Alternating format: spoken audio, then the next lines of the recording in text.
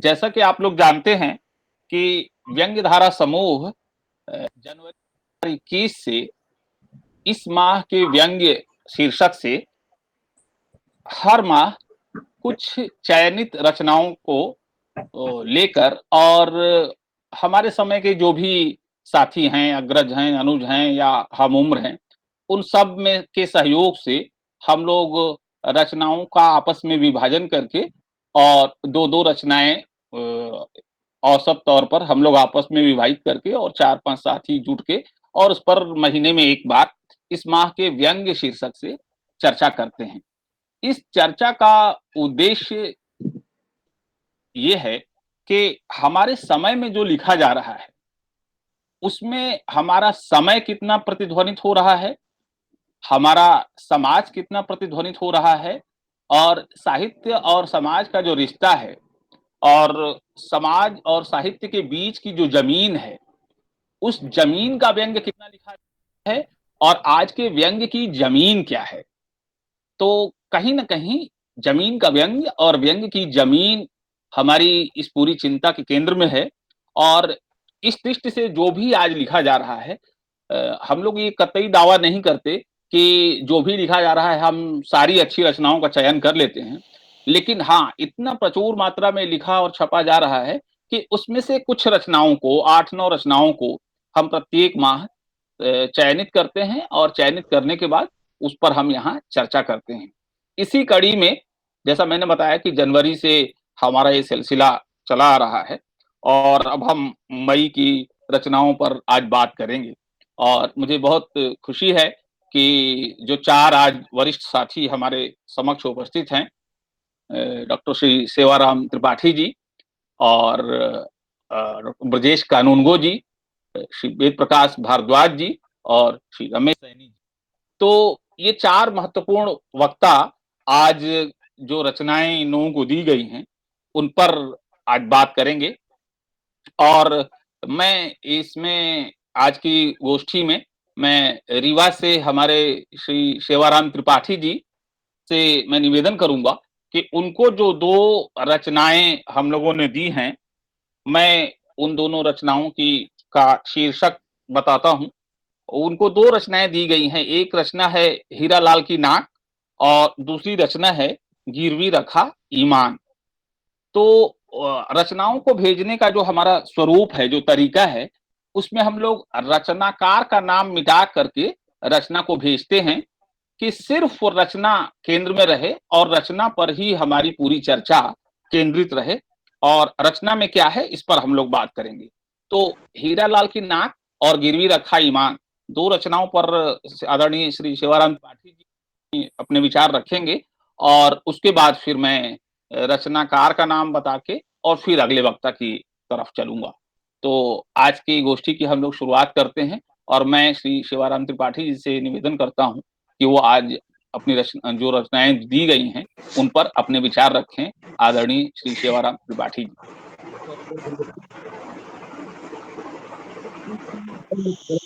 अब बाकी लोग अपना माइक ऑफ कर दें प्लीज़। सेवाराम जी आपकी आवाज़ हल्की आ रही है। अच्छा अच्छा।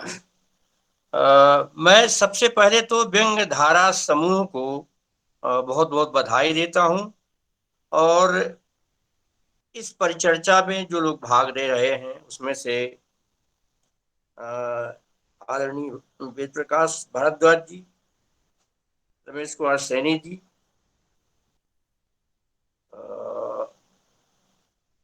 ये 2 जो विशिष्ट वक्ता हैं और ब्रजेश कानूनगो जी और जो इसमें अन्य लोग शामिल हैं, मैं सबका बहुत बहुत आभारी हूँ।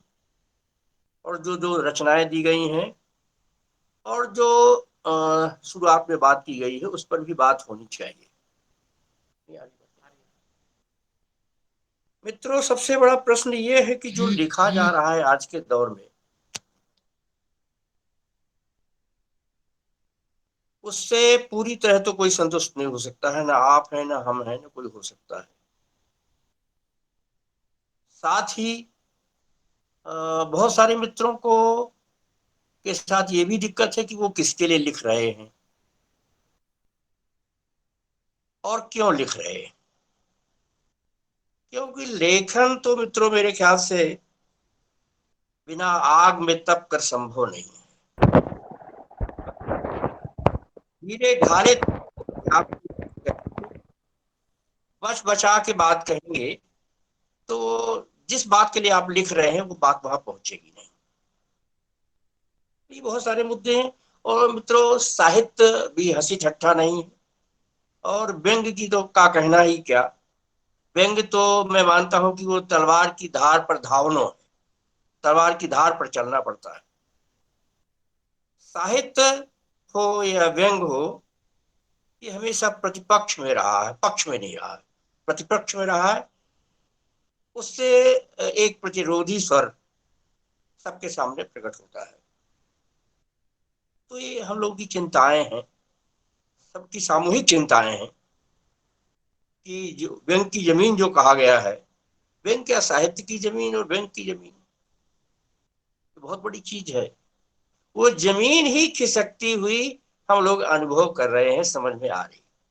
हमारी असली चिंता है कि साहित्य की और व्यंग की जो जमीन है वो खिसकती जा रही है और एक ऐसे अदृश्य संसार में हमारे बहुत सारे मित्र जा रहे हैं जिसकी जरूरत नहीं। बहरहाल मित्रों, व्यंग एक लंबे अरसे से लिखे जा रहे हैं। लेकिन वो चाहे कबीर रहे हों, भारतेंद्र जी रहे हों, बालकृष्ण भट्ट जी रहे हों, अमीर खुसरो रहे हों या अन्य लोग रहे हों, लेकिन उसकी एक जो धारा बनती है वो निश्चित रूप से परसाई जी से बनती है, हरिशंकर परसाई जी से बनती है वो धारा। तो बैंक के लिए जरूरी होता है कि उस लिखने वाले के भीतर एक करुणा हो। व्यंग केवल मजाक नहीं है। व्यंग केवल किसी को चढ़ाने के लिए नहीं है, वो समाज को बदलने के लिए भी होता है, बदलने के लिए ही होता है। तो मित्रों, हम व्यंग को किसी भी तरह फ्री स्टाइल तो नहीं कर सकते हैं। व्यंग फ्री स्टाइल नहीं हो सकता है, स्वतंत्र नहीं हो सकता है। उसकी संबद्धता जनजीवन से निश्चित रूप से होती है और होगी, तभी उसकी धार बनेगी, अन्यथा नहीं। ये कुछ बातें मुझे इन दो व्यंग रचनाओं पर बात करते हुए करनी थी, वो मैंने आपसे कही। मित्रों, ये दो रचनाएं हैं। एक तो गिरवी रखा इंसान, ये साफ साफ समझ में आया, पढ़ने में आया। लेकिन जो दूसरी रचना थी, हीरालाल की नाक, ये तो भेजी गई थी, इसमें मैं कुछ पढ़ पाया, कुछ नहीं पढ़ पाया। समझ में नहीं आई कि उसमें क्या लिखा हुआ है। क्योंकि व्यंग का जो लक्ष्य है वो बहुत बड़ा है। व्यंग बहुत परतदार भी होता है। उसकी परतों में क्या क्या छिपा हुआ है, उन परतों को खोलना पड़ता है। मैं परसाई जी की व्यंग रचना को याद कर रहा था। एक ही छोटा सा अंश, अंश भी नहीं बताऊंगा, वो घटना पर बताऊंगा। उनका एक कालम था, ये माजरा क्या है। उसमें उन्होंने एक छोटा सा व्यंग लिखा था, जैसे ये दोनों हैं, निकाल दिया। वो घटना मैं बता दूंगा कि मध्य प्रदेश के मुख्यमंत्री ने यहाँ के स्वास्थ्य मंत्री को कुछ कामों के कारण अलग कर दिया। उस पर यह व्यंग लिखा गया। तो बहुत छोटा सा था, लेकिन जो उसमें कहा गया वो बहुत बड़ा था। तो व्यंग का लक्ष्य हमेशा बड़ा होता है, क्योंकि व्यंग की परतों में जितने दुख हैं, जितने सुख हैं, जितनी विसंगतियां हैं, अंतर विरोध है, वो सब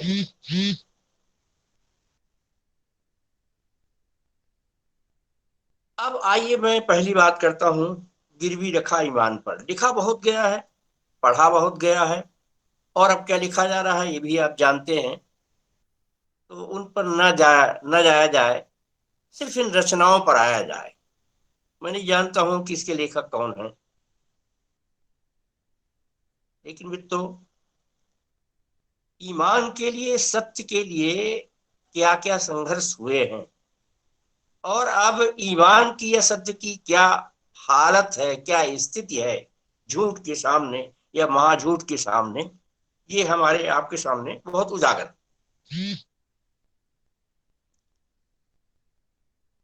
सबको पता है कि ईमान कोई सस्ती चीज नहीं है। हमारा समूचा संघर्ष झूठ के खिलाफ सच के लिए, अंधेरे के खिलाफ उजाले के लिए, असत्य के खिलाफ सत्य के लिए होता है। मुझे लगता है इस रचना में बहुत सारी ऐसी चीजों को संकेतित किया गया है जो हमारे इस दौर में सतह पर है। क्योंकि व्यंग की एक बाह्य धारा होती है और एक अंतर्वर्ती धारा भी होती है। जो उजागर नहीं होता है, लेकिन अंदर अंदर वो बहुत ही हमको अंदरूनी क्षेत्रों में बहुत प्रभावित करता है। तो इस रचना ने भी मुझे प्रभावित किया, मैं आपको बताना चाहता हूँ। ईमान की खरीद फरोख्त नहीं हो सकती है। हालांकि आज के दौर में ईमान को सस्ता बनाए जाने की मुहिम चल रही है, ये ध्वनित है।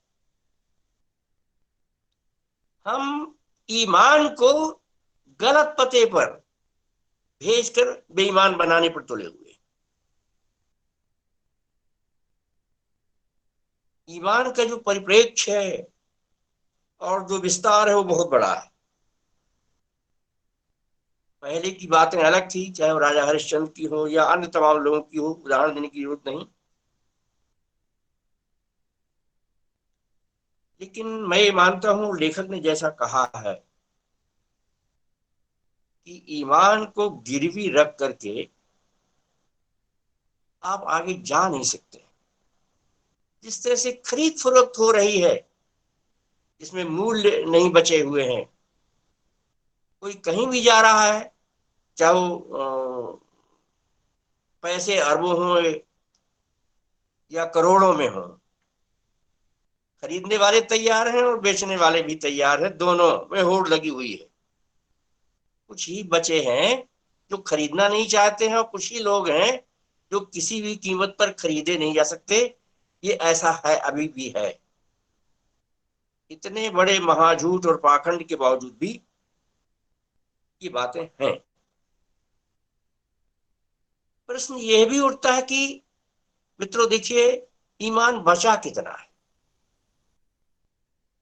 और जितना भी बचा है उसमें हाश पाश कितना है।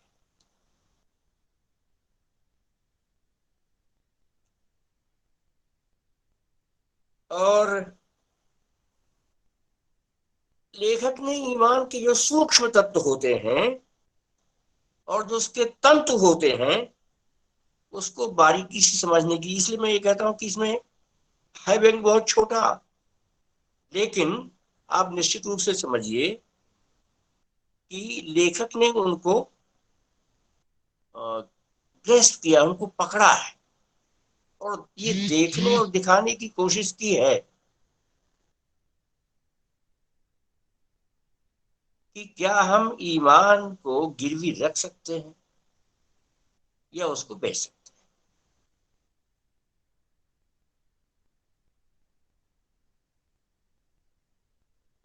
क्योंकि मित्रों, ईमानदारी की खेती नहीं कह सकती, झूठ की तो खेती है। ईमान की खेती कभी नहीं हो सकती, पहले भी नहीं हुई और अब भी नहीं हो सकती।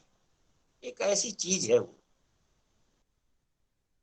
चाहे उसको आप गॉड इज लव कहें या लव इज गॉड कहें, या तलवार की धार पर धावनो भी कहें तो चलेगा। ईमान और चरित्र का जो रिश्ता होता है वह द्वंद्वात्मक है। यदि ईमान बिका तो चरित्र बिक जाएगा।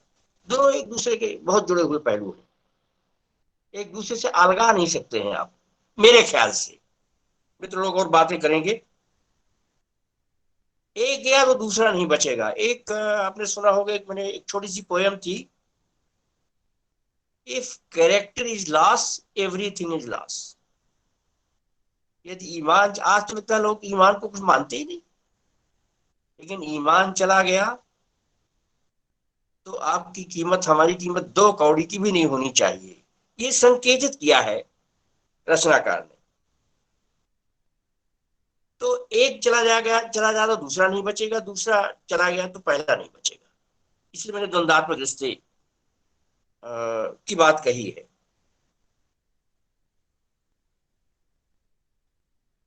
ईमान पर बहुत कुछ लिखा गया है। मुझे एक ही रचना आ रही, बेईमानी की परत, शायद परसाई जी की रचना है। और ईमान में बहुत सारी परतें होती हैं। बहुत सारे हमारे मित्र या बहुत सारे लोग छिपाते बहुत हैं, लेकिन रचना में सब खुल जाता है। रचना में आप अपने को बहुत समय तक नहीं छिपा सकते हैं। हमारी आपकी वास्तविकता का पता रचनाओं से चल जाएगा, चल जाता है। लेखक ने यह भी संकेतित किया है कि बेईमानी के सामने ईमान को बचाना बहुत कठिन है, बहुत मुश्किल है। इसलिए ईमान के इलाके बहुत कम बचे हैं, और जो बचे हैं उन पर भी सेंध लगाने की कोशिश हो रही है। और ईमान को खरीदने के लिए तमाम तरह की योजनाएं टहल रही हैं, मैं ये कहूंगा। इसकी जो शुरुआत है बैंक की, वो मुझे बहुत सूत्रों जैसी लगी। तो आप ईमान गिरवी क्यों रखना चाहते हैं, बेच क्यों नहीं देते?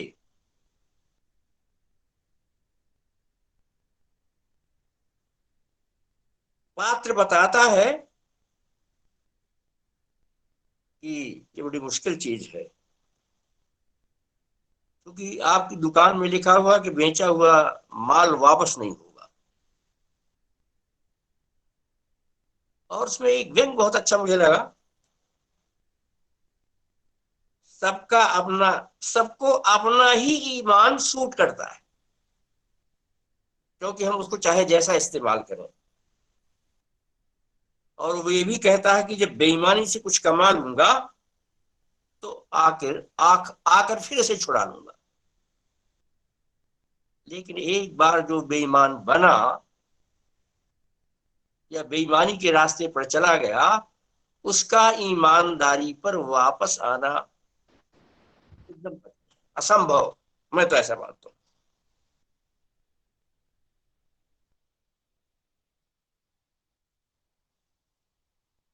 ऐसे कुछ छोटे छोटे टुकड़ों में लेखक ने बातें कही।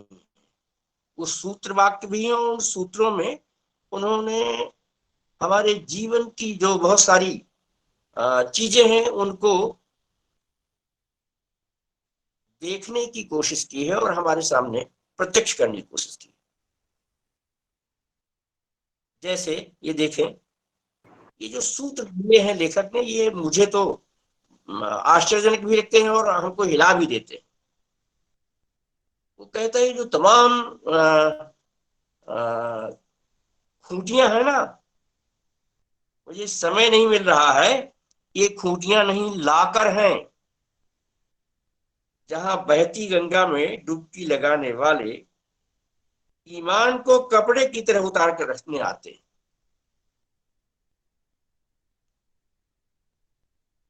और इसी तरह से बहुत सारे वाक्य जो हैं इसमें, वो हमें बेचैन करते हैं। ये जो व्यंग आपके सामने ये बातें रख रहा है, वो जो बेचैन कर रहा है, यदि हमारी रचनाओं में को पढ़ने के बाद कोई बेचैन नहीं होता है, क्योंकि जो लिखने वाला होता है, जब तक वो बेचैन नहीं होगा, जब तक उसके अंदर ऊष्मा नहीं होगी और ताप नहीं होगा, तब तक वो ऊष्मा वाली रचनाएं या वो आतप वाली रचनाएं, क्योंकि सच सारे झूठ को जला डालता है। आजकल ऐसा नहीं है, क्योंकि आजकल सच बचा नहीं। आजकल झूठ जो है वो सच पर हमला कर रहा है। देखें, बड़े आदमी का ईमान बड़ा हो यह जरूरी नहीं। बहुत अच्छी बात है, बड़े आदमी का ईमान भी बड़ा हो ये जरूरी नहीं। कहते हैं कि जिनके पास पैसा होता है उनके पास दिल नहीं होता, और जिनके पास दिल होता है उनके पास पैसा नहीं होता। लेकिन पैसे वाले रह जाते हैं और दिल वाले वो काम कर डालते हैं। इसलिए मित्रों, लेखक जैसा कहता है कि अब ईमान टके भर का नहीं बचा है। और ये यह भी सूचित करता है कि यहाँ बहुत सारे ऐसे लोग हैं, पता नहीं कहाँ कोई कौन बिक जाएगा, कौन कहाँ खरीद लेगा। अब तो कुछ बिना ईमान के पैदा हो रहे हैं, और अच्छी चीज है। अब तो कुछ बिना ईमान के पैदा हो रहे हैं। कुछ में होता है तो उसकी भ्रूण हत्या कर देते हैं, जिसमें कुछ होता भी है तो उसके भ्रूण की हत्या कर देते हैं। तो कहन भंगिमा मेरे ख्याल से बहुत चुस्त दुरुस्त है। इसके वाक्य सूत्रों की तरह हैं। जैसे एक मतलब सूत्रों में ही बात, लेखक ने जो भी बातें कही हैं, जमाने के सच को कहा है, वास्तविकताओं को जो उजागर किया है, उस सूत्रों के माध्यम से। जैसे मैं एक आध सूत्र आपके सामने रखूंगा।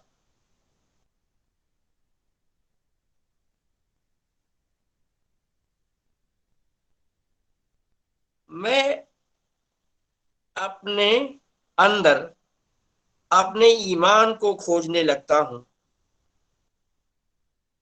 लेकिन ईमान नदारत कहाँ गया। गहराई तक झांकने के बाद अब मैं बगले झांकने लगता हूं। तो पूरा हमारा ये जो समय है, पूरा जो हमारा समाज है, पूरी जो वास्तविकताएं हैं, वो बगले झांक रही हैं और ईमान को खोज रही हैं। ईमान के ऊपर झूठ ने, पाखंड ने, विसंगतियों ने, अंतर विरोधों ने हमला बोल दिया। तो ये कुछ बातें, तो बहुत सारे मित्र हमारे बोलेंगे, तो ये कुछ बातें इस व्यंग में हमारे सामने आई हैं। और मुझे लगा कि लेखक ने, व्यंग्यकार ने बहुत सक्षम तरीके से उन बातों को रखने की कोशिश की है। एक छोटी सी रचना में कुछ सूत्र ही होते हैं, और सूत्रों में ही बात कही जाती है, वह इसमें भी संभव हुआ है। मैं लेखक को बहुत बहुत बधाई देता हूँ, और मैं उनसे बहुत ज्यादा आशान्वित हूँ कि वो ऐसी मारक रचनाएं अनवरत लिखते रहेंगे। मैं जानता नहीं कि कोई नहीं जानता है, आप लोग जानते हो कि मैं नहीं जानता, क्योंकि व्यंग पढ़ने में आया और उसमें जो सूत्र मुझे दिखाई पड़े वो मैंने आपके सामने निवेदित किया। एक दूसरा व्यंग के नाम पर है हीरा लाल की नाक। इसमें मुहावरे तो बहुत है। मैं इसमें व्यंगाभास तो मान सकता हूँ और हास्य मान सकता हूँ, व्यंग इसमें मुझे बहुत कम दिखाई पड़ा, या लगभग नहीं के बराबर। तो नाक के ऊपर बहुत सारे मुहावरे बने हमारी दुनिया में। मैं 2-3 मुहावरे बता दूं, जैसे बिना नाक के, या नत्थे की नाक कटी, ढाई बीता और बढ़ी, नाक में नकेल डालना, नाकों तले चने चबाना। तो ये बहुत सारी चीजें हैं। और मुझे जब मैं ये पढ़ रहा था तो मुझे कुछ संवाद याद आ रहे थे। वो संदर्भ दूसरे, वो मूछ का संदर्भ था, लेकिन इससे काफी मिलते जुलते थे। वो एक फिल्म आई थी शराबी शायद, तो मूछ हो तो नथु लाल जैसी। तो अब नाक है, और कहते हैं नाक नहीं है तो कुछ भी नहीं है। तो इस नाक के माध्यम से जो मुझे समझ में आया, बहुत ज्यादा मैं बहुत सारी चीजें मैं पढ़ नहीं सका हूँ उसमें, और उन्होंने क्या कहने की कोशिश की है, लेकिन जब मैं उसको बड़ा करता था तो वो हट जाती थी, तो मैं कुछ बहुत ज्यादा समझ नहीं पाया हूँ। लेकिन ये समझ में आया मेरी कि नाक के बहाने नाक को जितना बनाने की कोशिश की गई, और वो माँ का पूरा किस्सा दिया हुआ है, तो उस नाक को बचाने की और सुंदर करने की, तो व्यंग भी आप देख सकते हैं कि हमारी जो गिरती हुई नाक है, या हमारी जो बेडौल होती हुई नाक है, उसको हम बचाने की कितनी कोशिश कर रहे हैं, लेकिन वो नाक बच नहीं पा रही। ऐसी स्थितियां आती हैं कि उस नाक को हम, चाहे वो प्लास्टर सर्जरी कराएं या कुछ भी कराएं, उस नाक को हम बचा नहीं सकते हैं। नाक कहिए, उसको साग कहिए, इज्जत कहिए, कुछ भी कहिए, ये मेरी समझ में आया जितना मैं पढ़ सका हूँ, जितना मैं समझ सका हूँ। तो जी नाक, नाक को बचाने की, लेकिन मेरा एक निवेदन होगा व्यंगधारा समूह से जी कि कम से कम ऐसा तो भेजें कि लोग पढ़ सकें, जी और जी जी सर, जरूर। उसका आस्वाद भी ले सकें, और उसके बारे में ठीक ठिकाने से बातें भी रख सकें। तो जी बातें हैं जो मैं इस सिलसिले में कहना चाहूंगा। लेकिन मुझे ये बहुत अच्छा व्यंग तो नहीं लगा, हाँ व्यंगाभास जरूर लगा, जिसमें जी हास्य भी है और व्यंग की संभावनाएं भी है। मैं ये नहीं कह रहा हूँ कि संभावनाएं नहीं, संभावनाएं जी हैं। ये जी मेरे पढ़ने के कारण भी हो सकता है कि मैं वो सारी बातें न कह पा रहा हूँ, या मेरी जी पढ़ने में ही नहीं आई तो मैं कहूंगा क्या। जी जी वो तो बेईमानी होती है। आजकल तो ये हो रहा था कि तारीफ किए जाओ, आजकल आलोचना तारीफ में बदल गई है।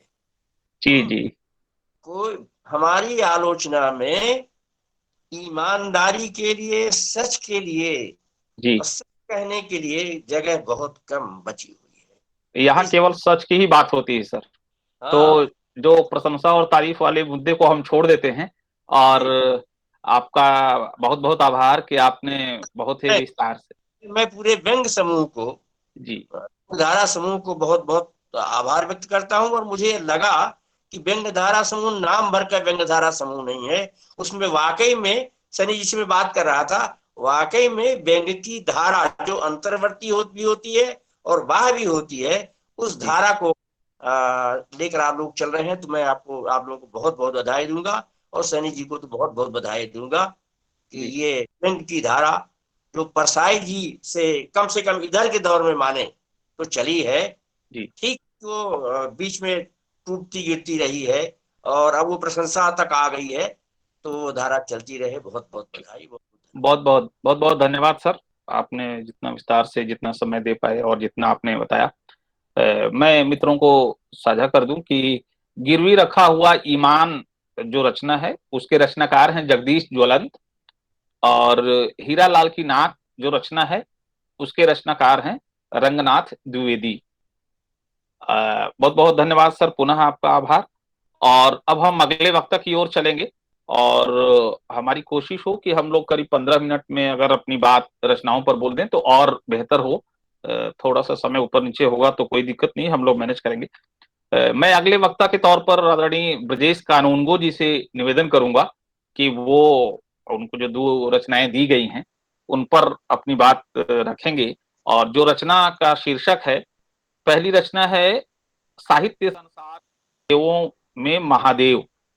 और दूसरी रचना है हो रहा जिक्र पैहम में आम का। ये दो रचनाएं आदरणीय ब्रजेश कानूनगो जी को दी गई हैं। वो दोनों पर अपने विचार रखेंगे और उसके बाद फिर हम लोग आगे बढ़ेंगे। आदरणीय ब्रजेश जी, स्वागत है। सबसे पहले तो सभी उपस्थित लोगों को और व्यंगधारा समूह के पदाधिकारियों को, सदस्यों को मेरे ओर से नमस्कार। और मैं बहुत आभारी हूँ कि मुझे आज यहाँ इस अवसर पर मौका मिला। पहले भी मुझसे कहा गया था, लेकिन कुछ समस्याएं थी तो मैं शामिल नहीं पाया। लेकिन अपनी बात मैं अपने समय के अंतर कहने की कोशिश करूंगा। आदरणीय सेवाराम जी त्रिपाठी साहब ने बहुत विस्तार से व्यंग के बारे में और उस व्यंग दिए गए व्यंग के बहाने से उन्होंने व्यंग के बारे में काफी कुछ विस्तार से बता दिया है। वो हम सब उस बातों से सहमत हैं और बहुत अच्छे से जानते हैं। मैं अपनी बात को इन दो रचनाओं पर ही केंद्रित करके संक्षेप में अपनी बात कहूंगा। तो मई माह में प्रकाशित दो व्यंग रचनाएं मुझे व्यंग धारा द्वारा भेजी गई, जिनमें से लेखकों के नाम हटा दिए गए, जैसा अभी आपने बताया। अब प्रतिदिन हम बहुत सारे समाचार पत्रों में बहुत सी रचनाएं देखने पढ़ने में आती हैं, जिनमें से कुछ पे हम टिप्पणियां भी करते हैं, पढ़ते भी हैं। ये दोनों रचनाएं भी हो सकता है कि पढ़ी भी हो, लेकिन मुझे याद नहीं है कि किन मित्रों की रचनाएं रही होंगी, क्योंकि काफी समय हो गया और इतनी भीड़ है कि मुझे पता नहीं एकदम उस पर बात करते वक्त किसने लिखी है। तो ये मान के चले कि मैंने इनको अभी ही पढ़ा है पूरी तरह से और उसमें लिखने की कोशिश की है। पहली रचना है जो मैंने पहले पढ़ी, हो रहा है जिक्र फेम आम का, तथा दूसरी है साहित्य संसार के देवों में महादेव। जहां तक दोनों रचनाओं के विषय की बात है, मैं विषय से शुरू इसलिए करना चाहता हूँ कि मैं भी ऐसे कॉलम लिखता रहा हूँ और ये हमारे अखबार में कॉलम लिखने वालों को ये बहुत जरूरी होती है कि विषय इतने तत्काल उठाए जाएं, तत्काल भेजे जाएं, तत्काल छपे जाएं। तो इन विषय पे मैं बात करना जरूर चाहता हूँ कि जहां तक दोनों रचनाओं के विषय की बात है, आमतौर पर ये बहुत बार उठाए गए हैं। किसी खास मौसम के आते ही उससे संबंधित चीजों को ध्यान में रखकर रचनाएं लिखी जाती रही हैं। बरसात में बादल, बिजली, घटाएं आदि विषय बनते हैं, तो ग्रीष्म काल में सूखा से लेकर रसीले आमों तक को माध्यम बनाया जाता है। इसी तरह साहित्य जगत की हलचलों, पुरस्कारों, गोष्ठियों, साहित्यकारों के आचरण और पुस्तक प्रकाशन से जुड़ी अपनी महत्वाकांक्षाओं के अधूरे रह जाने या प्रकाशित करवाने के लिए की जाने वाली जुगाड़, कुंठाओं को भी खूब विषय बनाया जाता रहा है। इस तरह इन दोनों आलेखों के विषय नवोन्मेषी या तारे तोड़कर लाने वाली बात तो कदापि नहीं कही जा सकती, किंतु इस आधार पर इन्हें कतई खारिज नहीं किया जा सकता। किसी भी रचनाकार की कोई रचना खारिज नहीं की जा सकती। शैलीगत, निर्वाहगत, विचारगत कमियां या असहमतियां संभव हो सकती हैं, किंतु एक रचनाकार जिस दृष्टि से प्रसंग या चीजों को देखता है, वो उसके विवेक और सामर्थ्य से सदैव ठीक ही होता है। विधा के प्रति उसकी अपनी समझ और ईमानदारी उसे श्रेष्ठ करने की ओर ले ही जाती है। इस दृष्टिकोण से आम वाली रचना में विषय का निर्वाह बेहतर दिखाई देता है। विचार के स्तर पर भी आम और खास के वर्ग विभाजन को लक्ष्य करके करने की वैचारिक भावना यहाँ दिखाई देती है, लेकिन उस खास तत्व को रचनाकार प्रभावी रूप से रेखांकित नहीं कर पाता है। विनोद और पाठकी रंजन के मोह में बहुत गंभीर सवालों के प्रति उद्वेलित नहीं कर पाता। इस तरह यह एक सामान्य सी रम्य रचना बनकर रह जाती है। बहुत संभव है कॉलमों की सीमित शब्द सीमा और प्रकाशन की आतुरता में लेखक इसमें गंभीरता से उतर कर यथा विस्तार नहीं कर पाया हो। मुझे लगता है हर रचनाकार को अपनी प्रकाशित रचना को भी दोबारा देखते रहना चाहिए और उस पर निरंतर काम करते रहना चाहिए। हो सकता है कि उस काम करने के बाद जब वो अपने संग्रह में उसको ले, तो वो निश्चित रूप से एक परिष्कृत रचना होगी। तो ऐसा ही इस रचना के बारे में मुझे लगता है। साहित्य संसार के देवों में महादेव पढ़कर तो मुझे लगा कि जैसे यह बहुत अधूरी प्रकाशित हुई है।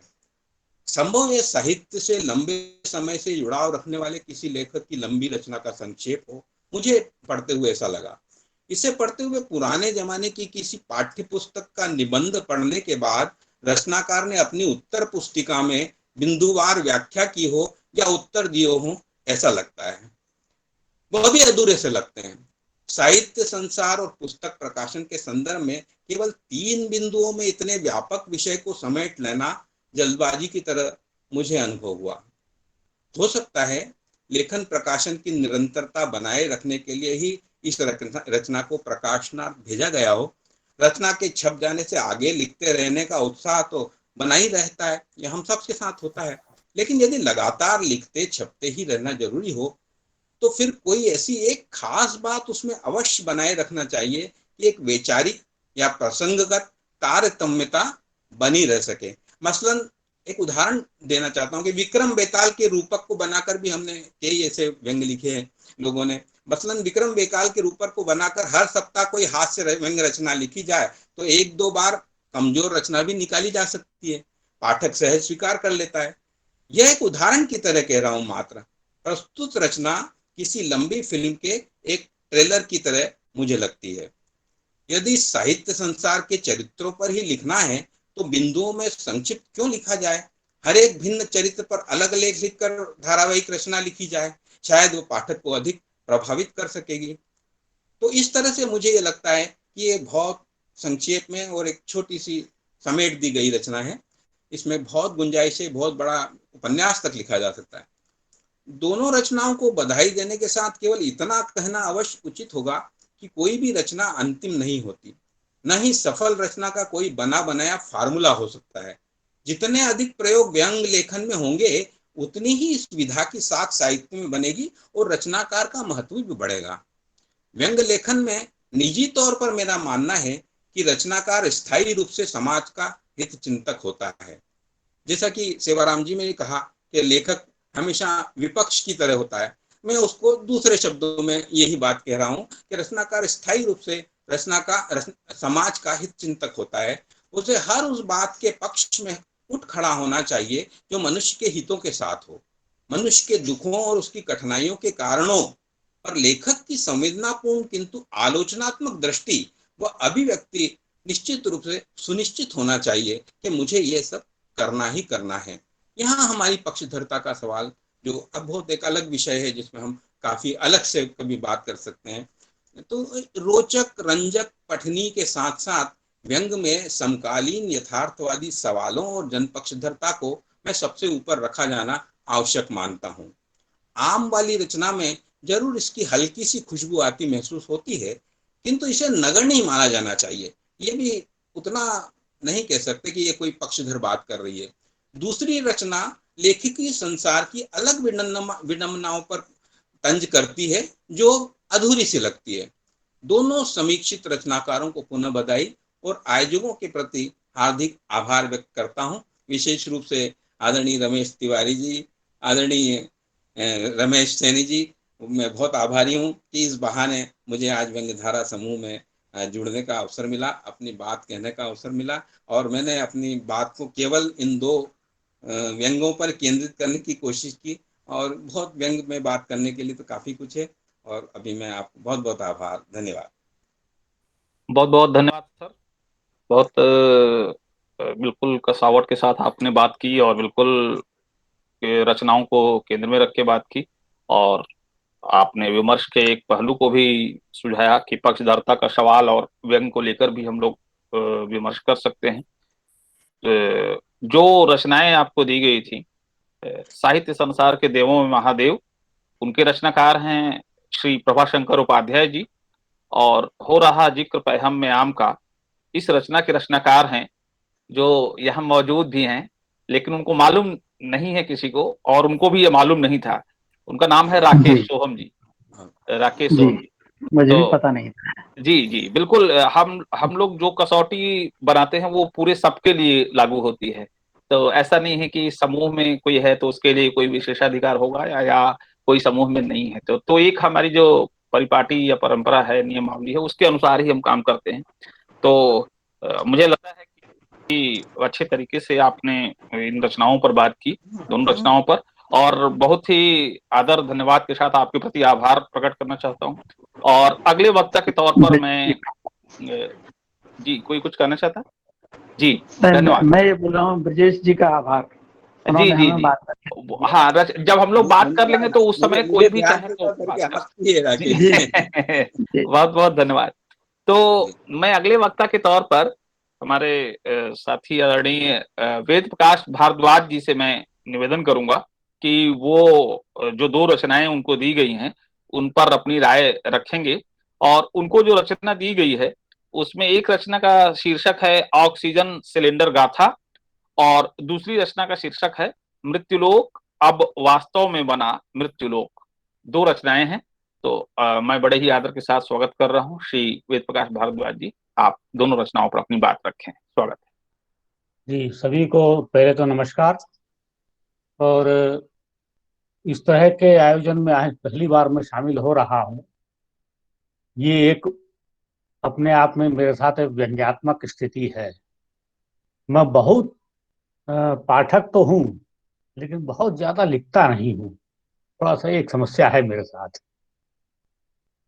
और दूसरा, जो दो वक्ता मुझसे पहले आए, सेवाराम त्रिपाठी जी और विशेष रूप से ब्रजेश कानूनगो जी ने व्यंग क्या है, उसकी आवश्यकता क्या है, इसको लेकर के काफी कुछ चीजें साफ साफ रखी हैं। मेरा एक आग्रह है, पहले भी ये गोष्ठी में एक आग्रह किसी ने किया था, मुझे याद है, और मैं फिर ये आग्रह कर रहा हूँ कि जो रचनाओं को हम जिन रचनाओं को शामिल करते हैं इस कार्यक्रम में, यदि वे रचनाएं उसी दिन रविवार को, मतलब एक आध घंटे पहले भी, अगर मान लीजिए 3 बजे है तो 2 बजे या 1 बजे अगर अपने समूह में प्रेषित कर दी जाए, तो बाकी लोग पढ़ सकेंगे और फिर समझ सकेंगे आलोचना को। कई बार क्या होता है, रचना हमने पढ़ी नहीं है और हम सिर्फ उसके बारे में कुछ बातें सुन रहे हैं, तो चीजें साफ नहीं होती हैं। मैं पूरे जीवन अपना पत्रकारिता ही करता रहा हूँ और आज भी अपने आप को पत्रकार ही मानता हूँ और बच्चों को यही पढ़ाता भी हूँ मैं। तो मुझे लगता है कि बहुत चीजों को पारदर्शी होना चाहिए, स्पष्ट होना चाहिए, और जितनी समझ का हम विस्तार कर सकें, उसके लिए जो कुछ साधन हम इस्तेमाल कर सकते हैं, जो प्रक्रिया अपना सकते हैं, वो हमें अपनानी चाहिए। तो अगर रचनाएं प्रस्तुत की जाएंगी, साझा की जाएंगी, तो शायद कुछ अच्छा प्रभाव और बन सकेगा। मुझे 2 रचनाएं दी गई, मैं बहुत विस्तार में नहीं, क्योंकि संक्षिप्त में कम लिखने वाला, कम बोलने वाला व्यक्ति हूँ। 2 रचनाएं मेरे सम्मुख आई थी, ऑक्सीजन सिलेंडर गाथा और दूसरी मृत्युलोक अब वास्तव में बन गया मृत्युलोक। इन दोनों रचनाओं पर बात करते हुए सबसे पहले मैं ऑक्सीजन सिलेंडर गाथा पर कुछ बात करना चाहूंगा। कथोपकथन शैली में रची गई है, एक रोचक रचना है, संवाद शैली में है ये, जिसमें 2 ऑक्सीजन सिलेंडर की बातचीत की कल्पना के माध्यम से एक अच्छी रचना प्रस्तुत की गई है। इस रचना को पढ़ते हुए मुझे एक बहुत पुरानी कहानी, चीनी कहानी याद आई। कोई 25 साल पहले दिलीप चौबे एक लेखक हैं, उन्होंने चीनी में भाषा से अनुवाद किया था। तो एक किताब संग्रह उनका था, उसी संग्रह में मैंने वो कहानी पढ़ी थी और बाद में उसको हमने अपने अखबार में छापा भी था। वो कहानी मूल रूप से एक दुकान के अंदर रखी हुई 2 चीजों के बीच बातचीत पर थी, और वो दोनों चीजें बातचीत करते हुए आने वाले समय में बाजार का स्वरूप और उसके माध्यम से जो राजनीतिक, सामाजिक, सांस्कृतिक परिवर्तन होने की संभावनाएं या आशंकाएं हैं, दोनों ही, उसको लेकर के बात मुझे उस कहानी की याद आई। हालांकि इस लेख में उस तरह का विस्तार नहीं है, कोई संभावना भी नहीं थी। ये ब्रजेश जी ने एक बात अच्छी कही थी कि सामयिकता का आग्रह बहुत होता है व्यंग में, और ये निश्चित रूप से समाचार पत्रों का आग्रह होता है कि रचना ऐसी हो जो तात्कालिक विषय से जुड़ी हो, तो कि उसको लोग पढ़ने में रुचि लें। आप 2 साल पुरानी किसी घटना पे आज व्यंग लिखेंगे तो शायद कोई नहीं पढ़ेगा, कोरोना पे लिखेंगे तो फिर से आदमी पढ़ेगा। ये एक प्रवृत्ति है। ये दोनों रचनाओं से ऑक्सीजन सिलेंडर का था, मूलतः कोरोना संकट से संबंधित एक रचना है। इस रचना में एक तरफ छिजती हुई मानवीय संवेदनाओं पर प्रहार है, तो साथ ही अमीर गरीब का द्वंद्व भी है। ये द्वंद्व है कि एक सब्जी बेचने वाला भी ऑक्सीजन सिलेंडर खरीदता है और एक संपन्न व्यक्ति भी खरीदता है। और इस बात को लेकर वो सिलेंडर आपस में कुछ बातचीत करते हैं सांकेतिक रूप से। लोगों में जो बढ़ती जा रही लापरवाही है, कोरोना में जो मास्क पहनना या भौतिक दूरी बनाना, ये सामाजिक दूरी का नारा सोशल डिस्टेंसिंग चलता है, मैं इस शब्द को ही गलत मानता हूँ। सामाजिक दूरी कतई नहीं होनी चाहिए भाई साहब, भौतिक दूरी होनी चाहिए। ये अपने आप में बहुत बड़ा व्यंग्य है कि हम पूरे 2 साल से सामाजिक दूरी के लिए लड़ रहे हैं कि साहब सामाजिक दूरी रखिए, फिजिकल डिस्टेंस मत रखिए, सोशल डिस्टेंस रखिए। ये अपने आप में बहुत बड़ा व्यंग्य है। बहरहाल, तो इसमें लोग चूंकि उन सावधानियों का इस्तेमाल नहीं कर रहे हैं, पालन नहीं कर रहे हैं, ये बात भी इस रचना में सामने आई। इससे कोई व्यंग्य नहीं बन पाता है, ये बात तो एक ठीक है। मैंने एक बार पहले भी समूह में लिखा था कि व्यंग्य कई बार रचना के अंत में जाकर के अंतिम पंक्ति में होता है, या कई बार 2 पंक्तियों में होता है। जैसे इसी रचना में एक वाक्य है, परिवर्तन की हवा बैलगाड़ी पर चढ़कर आती है देश में।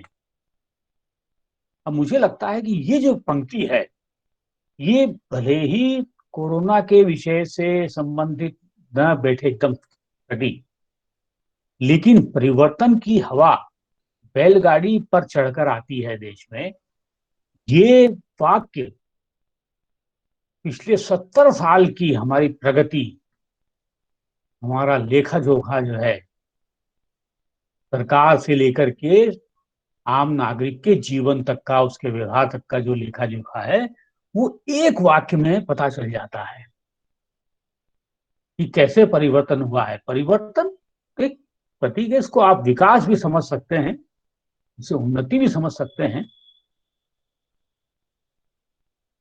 अच्छे दिन भी समझ सकते हैं इसको आप चाहें तो, कि कैसे आ रहे हैं।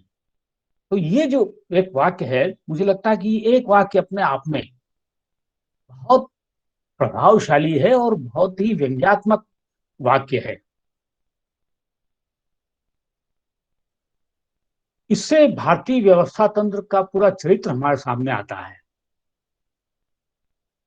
एक अच्छी व्यंग्य रचना आमतौर पर हम उसे ही मानते हैं जो जीवन के विभिन्न पक्षों पर नजर रखती है और उन पर प्रहार करती है।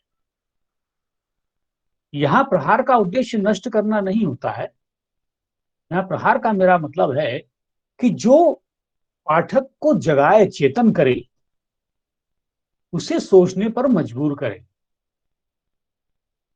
यदि इस रचना में कुछ 1-2 वाक्य भी इस तरह के अगर हैं, तो मैं समझता हूं कि ये बड़ी उपलब्धि है। वरना बहुत बार तो पूरी रचना आप पढ़ जाइए और उसमें आपको एक वाक्य भी ऐसा नहीं मिलता जो आपको सोचने के लिए मजबूर करे, या जो आपको रोके, बांधे, झकझोरे। तो कहीं ना कहीं मुझे लगता है कि ये भी एक बड़ी उपलब्धि है इस रचना की। बाकी तो कमियां सब में होती हैं,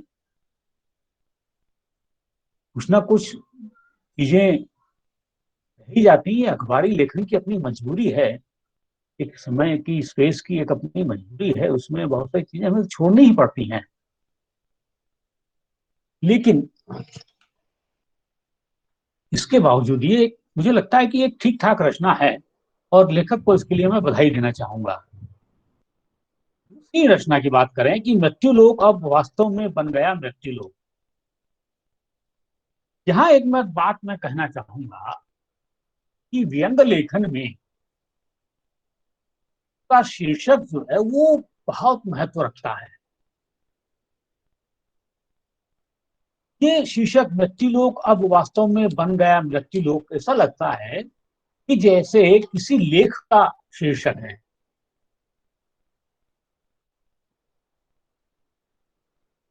या किसी बहुत अधिक से अधिक किसी कहानी का शीर्षक है। व्यंग्य का शीर्षक ये लगता नहीं है। मेरा मानना है कि व्यंग्य लिखते समय थोड़ा सा शीर्षक को लेकर के भी लेखक को सजग रहना चाहिए और कोशिश करनी चाहिए कि वो ऐसा शीर्षक दे जो व्यंग्यात्मक हो, जिसको पढ़ने के बाद जैसे ही पाठक पढ़े तो उसके मन में आह या वाह तो निकले। बहरहाल, वैसे शीर्षक क्या रखा जाए, यह लेखक का अपना विशेषाधिकार है। जैसे माता पिता को अपनी संतान का नाम रखने का अधिकार होता है, इसलिए हम ये नहीं कह सकते कि लेखक ने गलत लिखा सही लिखा, लेकिन मुझे लगता है कि कुछ और अच्छा शीर्षक रखा जाता तो शायद ज्यादा प्रभावशाली होता। आकार में कुछ बड़ी है रचना पहले की तुलना में, और कथात्मक भी है। पिछले दिनों समूह में एक यमलोक की एक चर्चा को लेकर के एक रचना हमने पढ़ी थी। आज फिर ये वास्तव में इसी रचना है जिसमें यमराज, चित्रगुप्त और यमदूतों के बीच की बातचीत है। हाँ, आत्माएं नरक की आत्माओं से कतई परेशान नहीं हैं, और यह देख करके यमराज परेशान है। और फिर वो चित्रगुप्त से लेकर के, चित्रगुप्त यानी सबसे बड़े अधिकारी से लेकर के सबसे अग्ना अधिकारी तक, यानी यमदूत तक, सब ही काट खड़ी करने लगते हैं, सबको लपेटे में लेने लगते हैं। फिर यहीं से शुरू होता है कि कैसे एक अधिकारी जैसे प्रशासन में अपनी गलती दूसरे पे ढोलता जाता है, ठीक उसी तरह यहाँ चित्रगुप्त जो है क्वालिटी कंट्रोल ऑफिसर पे, और क्वालिटी कंट्रोल ऑफिसर जो है ब्रह्मा जी पर या फिर यमराज पर और दूसरे लोगों पे समस्या को या प्रश्न को टालते जाते हैं। और इस प्रश्न को टालने में या यमराज के जो प्रश्नों के जो जवाब में जो कुछ कथन सामने आते हैं, वो इस व्यंग्य को जन्म देते हैं, जिसमें पूरा मानव चरित्र, पूरा व्यवस्थागत चरित्र हमारे सामने उभर के आता है। कुल मिलाकर रचना में चित्रगुप्त का समस्या को क्वालिटी कंट्रोल ऑफिसर पर चेप देना और मोबाइल फोन में व्यस्तता, ब्रह्मा का कहना कि कुछ आत्माओं ने डिमांड की थी कि उनको तीसरा हाथ दे दिया जाए, क्योंकि उनका एक हाथ हमेशा मोबाइल में व्यस्त रहता है। ये एक समस्या है, एक बहुत विचित्र स्थिति है हम लोगों के बीच में। हम लोग कार्यक्रम में करते करते मैं भी बीच बीच में मोबाइल अपना देखते रहता हूँ कि भाई क्या मैसेज आया देखिए, तो कुछ ना कुछ गिरते ही रहता। प्रति क्षण जो है इस वायवीय संसार में, इस आभासी संसार में कुछ ना कुछ घटित होता रहता है, और उसके जो हर क्षण जो घटित हो रहा है उसने हमें विघटित कर दिया है, हमारे ध्यान को भंग कर दिया है। तो ये समस्या यमलोक तक भी पहुंचती है ना, स्वर्गलोक तक पहुंचती है। और व्यंग का सबसे मार्मिक पक्ष आता है अंत में, जब यमदूत अपने प्रमोशन अप्रेजल की बात करता है। यमराज इतना कहता है कि भैया प्रमोशन की व्यवस्था होती तो मैं भैंसा छोड़ करके एम्पाला मतलब कार ले लेता, प्लेन ले लेता। तब यमदूत एक शिकायत करता है कि बहुत बार तो दिक्कत ये होती है कि हम जिसकी आत्मा लेने जाते हैं वहां पता चलता है शरीर तो है लेकिन आत्मा नहीं मिल रही, और ये आत्मा कहाँ गई। इस प्रश्न के जवाब में जब वो कहता है कि ये आत्मा कहीं तिजोरी में बंद है, कहीं कालाबाजारियों के गोदाम में बंद है, कहीं किसी स्टोर रूम में पड़ी मिलती है, किसी अधिकारी की कुर्सी के पीछे छिपी मिलती है, कहीं सरकारी फाइलों के नीचे दबी मिलती है, तो ये है कि आत्मा लुप्त हो गई है, गायब है, शरीर है। तो यहीं पर यमराज का प्रश्न होता है कि भैया एक बताओ, जब ये आत्मा है ही नहीं शरीर में तो शरीर काम कैसे करता है।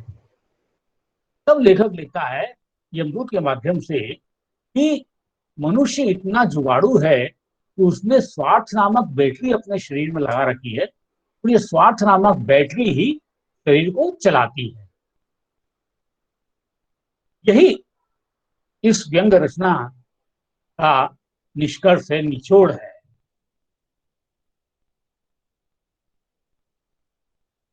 सारी चीजों को धीरे धीरे गिनाते हुए, प्रशासनिक समस्याओं से लेकर के मानव व्यवहार में आ रहे परिवर्तनों से लेकर के नैतिक पतन तक, इन सारे पक्षों को समेटी हुई ये रचना मुझे लगता है कि एक अच्छी रचना है, और अच्छी होने की संभावना तो सब में होती है।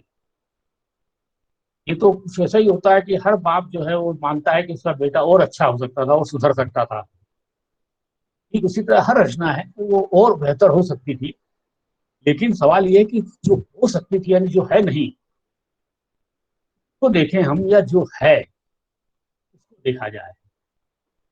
मैं यकीन करता हूँ जो है उसको देखा जाए, क्योंकि जो है उसी को देखेंगे तभी कुछ सुधार हो सकेगा।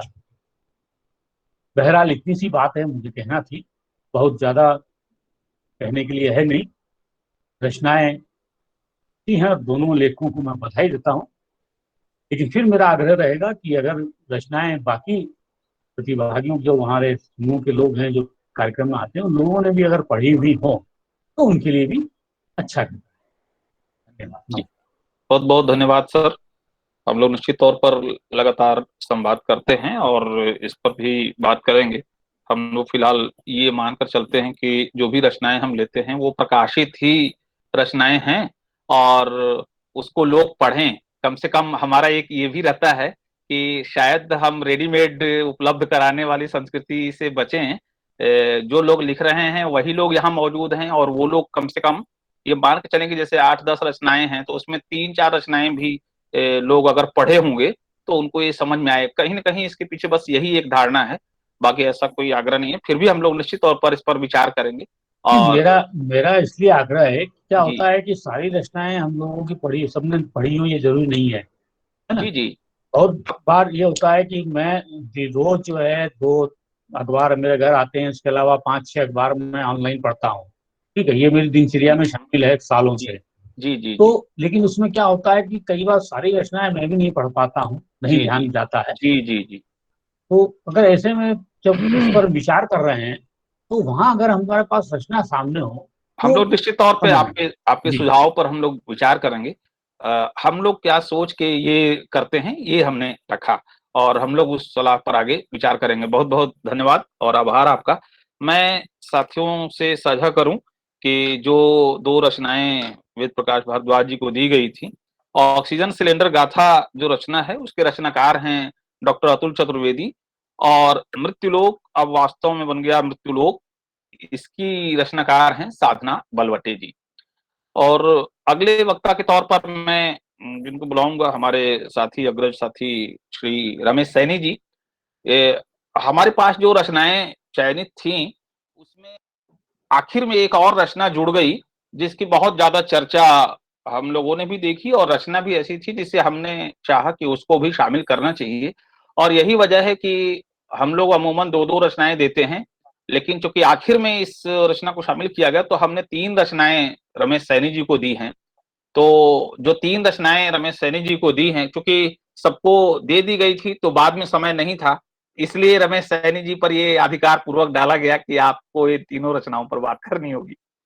तो जो 3 रचनाएं दी गई हैं आदरणीय रमेश सैनी जी को, एक रचना है उसका शीर्षक है इम्यूनिटी, दूसरी रचना है उसका शीर्षक है एक भूत का लाइव इंटरव्यू, और तीसरी रचना जिसका शीर्षक है मैं तब तक मरा नहीं था।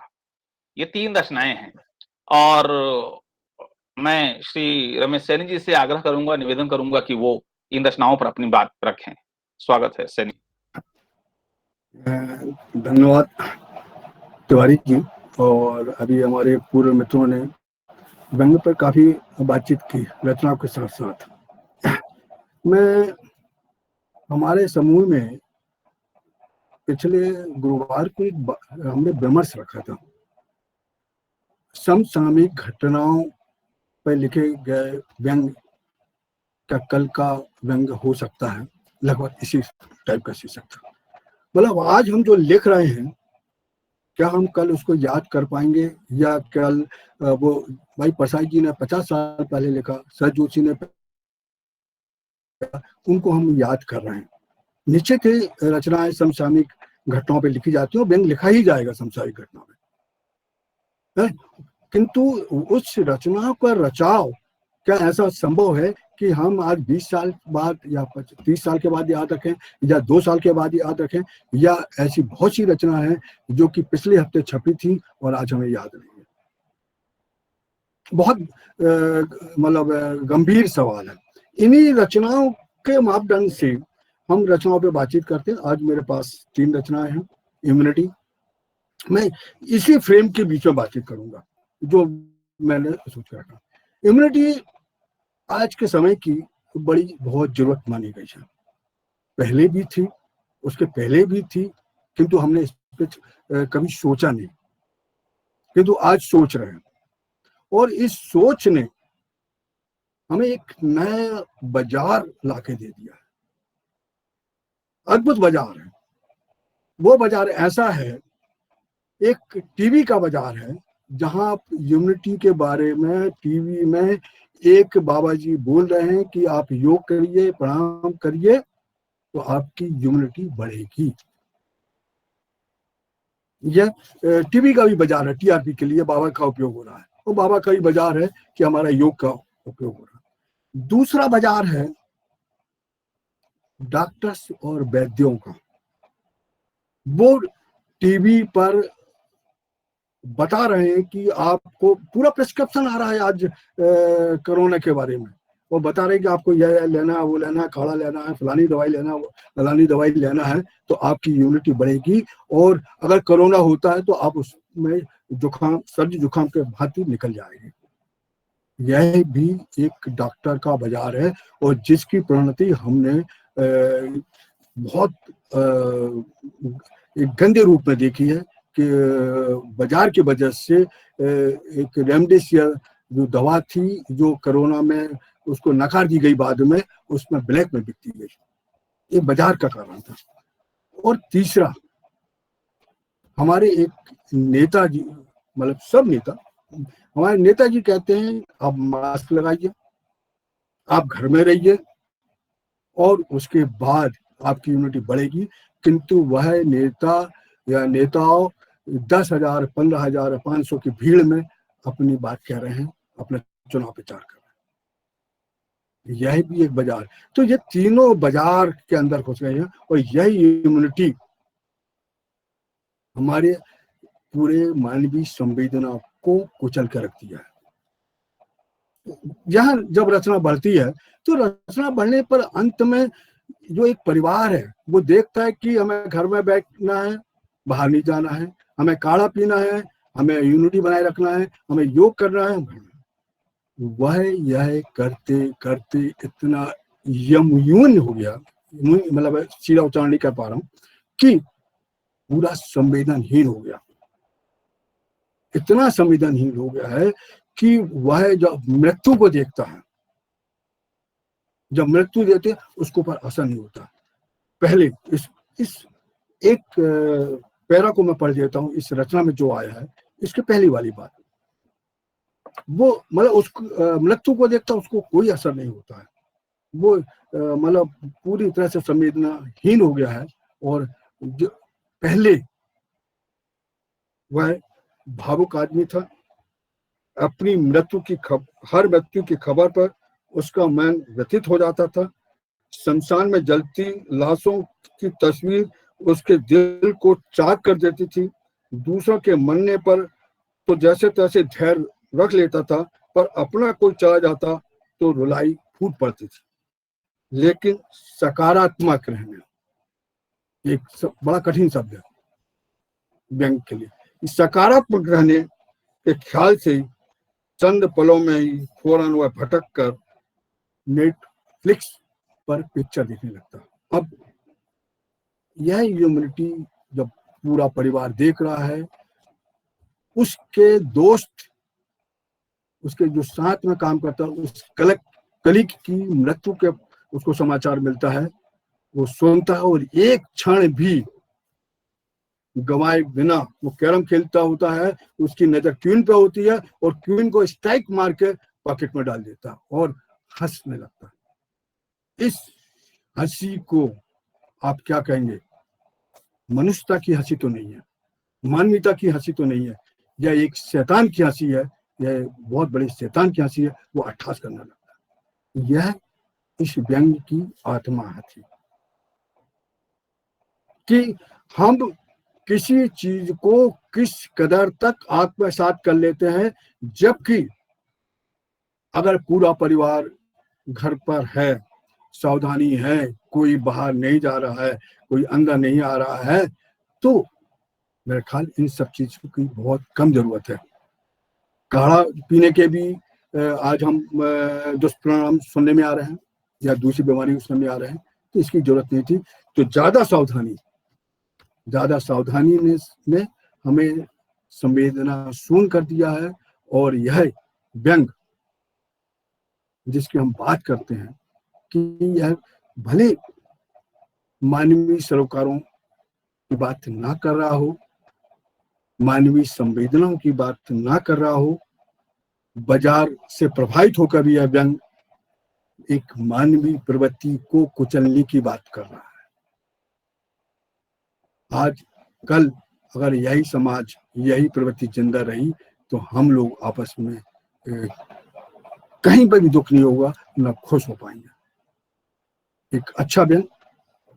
और दूसरा व्यंग एक भूत का लाइव इंटरव्यू।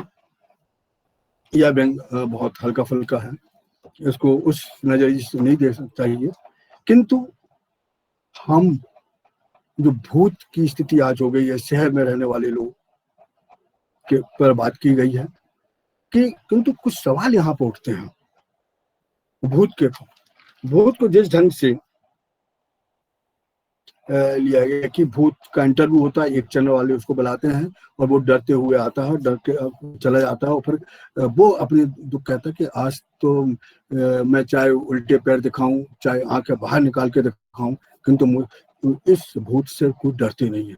हाँ, आज का समाज रेपिटिस्ट बलात्कारी से डर रहा है, नेताओं से डर रहा है और बलात्कारियों से डर रहा है, नेताओं से, सोशल मीडिया से डर रहा है। और तो जब यह बात आती है तो वो कहता है कि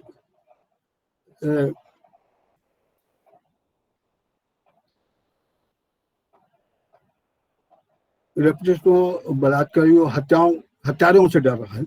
तो मैं यहाँ वो कहता है कि इनको तो हम पहचान सकते हैं, किंतु बाकी जो लोग कर रहे हैं सोशल मीडिया पे या उस पर, उनको हमारी पहचान नहीं हो पाई। किंतु यहाँ पर लेखक उल्टा हो जाता है। क्या रेपिस्ट को आप पहचान सकते हैं कि वो रेप करने वाला है? क्या आप मर्डर करने वाले को पहचान सकते हैं कि वो मर्डर करने वाला है? आपका पुलिस उसको पहले से पकड़ के रख ले या उसको दूसरे को पहले को पकड़ के रख ले कि वो जा रहा है? यह संभव नहीं है, ऐसी कोई पहचान नहीं है। हाँ, यह एक बहुत बड़ी त्रासदी है जो धीरे धीरे संख्याओं में बढ़ती जा रही है। बहुत बड़ी विकृति आ गई समाज में और भले हम उनकी पहचान न कर पाए, किंतु सजग रहना पड़ेगा। अब एक बात है, वो कह रहा है कि सोशल मीडिया से डर लगता है। निश्चित एक बहुत बड़ा महत्वपूर्ण सवाल उठाया उसने कि आज जब सोशल मीडिया चीख चीख कर बोलता है तो पास बैठा आदमी को दूर बैठना पड़ता है। ऐसा लगता है कहीं मुझ पे चल रहा। इतनी झूठे खबरें दे रहे हैं, इतनी फेक न्यूज़ें आ रही हैं और तो उससे सच का पता ही नहीं लग पाता। और यहाँ एक भय लगता है कि हम इस सच को ढूंढने में कहीं भटक तो न जाए। हम मीडिया के माध्यम से, पहले अखबारों के माध्यम से सच का पता लग जाता था, किंतु आज सच का भी पता नहीं लगता और झूठ का भी पता नहीं लगता। एक अद्भुत अच्छी रचना है।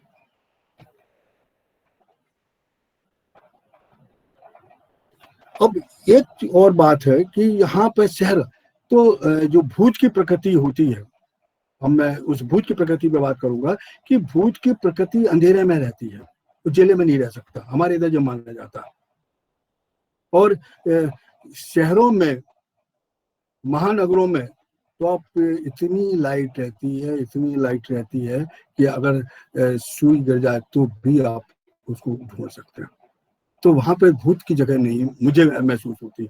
हाँ, कुछ अंधेरे कोने हैं तो जो जिनकी कल्पना लेखक ने की, रेपिस्ट वो है, वो उस टाइप के भूत वहां पे रह सकते हैं। ये है। और एक और बात है, जहां भूत रहते हैं उस पर लेखक ने कहीं चर्चा नहीं की। भूत गांव में है, गरीबी के रूप में है, बेरोजगारी के रूप में है, भुखमरी के रूप में है, और उनका कोई भी ओझा या पंडित या नेता अभी तक इलाज नहीं कर पाया। उसकी चिंता यहाँ पर कम दिखती है भूत वाले मामले। तो यह रचना का जो अंत है, जो स्वर है, वो पूरी तरह से खुल के नहीं आ पाया, और रचना एक हास्य रचना में धीरे धीरे बदलती गई, किंतु वो हास्य भी नहीं हो पाई और व्यंग्य भी नहीं हो पाई। हाँ, अंत में थोड़ा सा एक आभास होता है कि ये व्यंग्य की बात कर रहा है, किंतु व्यंग्य सही में नहीं है। और यही बात हमको लगता है कि जब हम किसी रचना पर बात करते हैं, हमारे अभी विदेश जी ने भी बड़ी अच्छी बातें कही थी कि हमें उसके पीछे सोचना चाहिए और विषय के बारे में सोचना चाहिए, उसके बाद कोई बात करना चाहिए, हल्के से कोई बात नहीं लेना चाहिए। और व्यंग्य की बात है जो हमारे लोगों ने और हम लोग महसूस करते हैं, व्यंग्य लिखना बहुत जिम्मेदारी वाला और दायित्व वाला काम है। जब आप व्यंग्य लिख रहे हो, किसी बात पे कर रहे हैं, तो आपको जिम्मेदारी से बात करना पड़ेगी और पूरा दायित्व लेना पड़ेगा कि आपने जो लिखा हुआ है, अगर आप उससे बचते हो तो कहीं ना कहीं आप समाज को, अपने को और लेखन को धोखा दे रहे हो। मुझे बहुत बातें लगती हैं। और आज जिस ढंग की हम बातचीत करते हैं कि शुरुआत में कि हम हमारा लेखन, भविष्य का लेखन कैसा होगा, क्या हम इस टाइप के लेखन से भविष्य के लेखन का आकलन कर सकते हैं? मुझको तो बहुत मतलब बहुत, ऐसा नहीं है कि सब खराब लिख रहे हैं, किंतु अच्छे लिखने वाले भी कई खराब लिखते हैं, किंतु दोबारा विचार नहीं करते। वो वहां पर कोफ्त होती है कि अगर आपको अपनी रचना लिखी है तो उस पर दोबारा विचार करके ही बाद में समाज में लाए, छपवाने के लिए भेजें। और एक तीसरी महत्वपूर्ण रचना जो है, मैं तब तक मरा नहीं था। इस रचना पर मेरे ख्याल लगभग, अगर लोग यहाँ जो लोग बैठे होंगे, कहीं ना कहीं इस रचना का पाठ उन्होंने किसी न किसी रूप में किया है। यह रचना सोशल मीडिया में इतनी वायरल हुई कि मैं किसी साहित्य रचना को इतने वायरल होते हुए नहीं देखा मैंने। और इस वायरल का जो मूल तत्व है, वायरल की जो वजह है, वो वजह है मानवीय संवेदना और उसके सरोकार, और जो हमने पुरानी संस्कृति से जो मूल स्वभाव प्राप्त किया है बुजुर्गों से, वह बात इस लेखन में दिखती है, इस व्यंग्य में दिखती है। अद्भुत व्यंग्य है।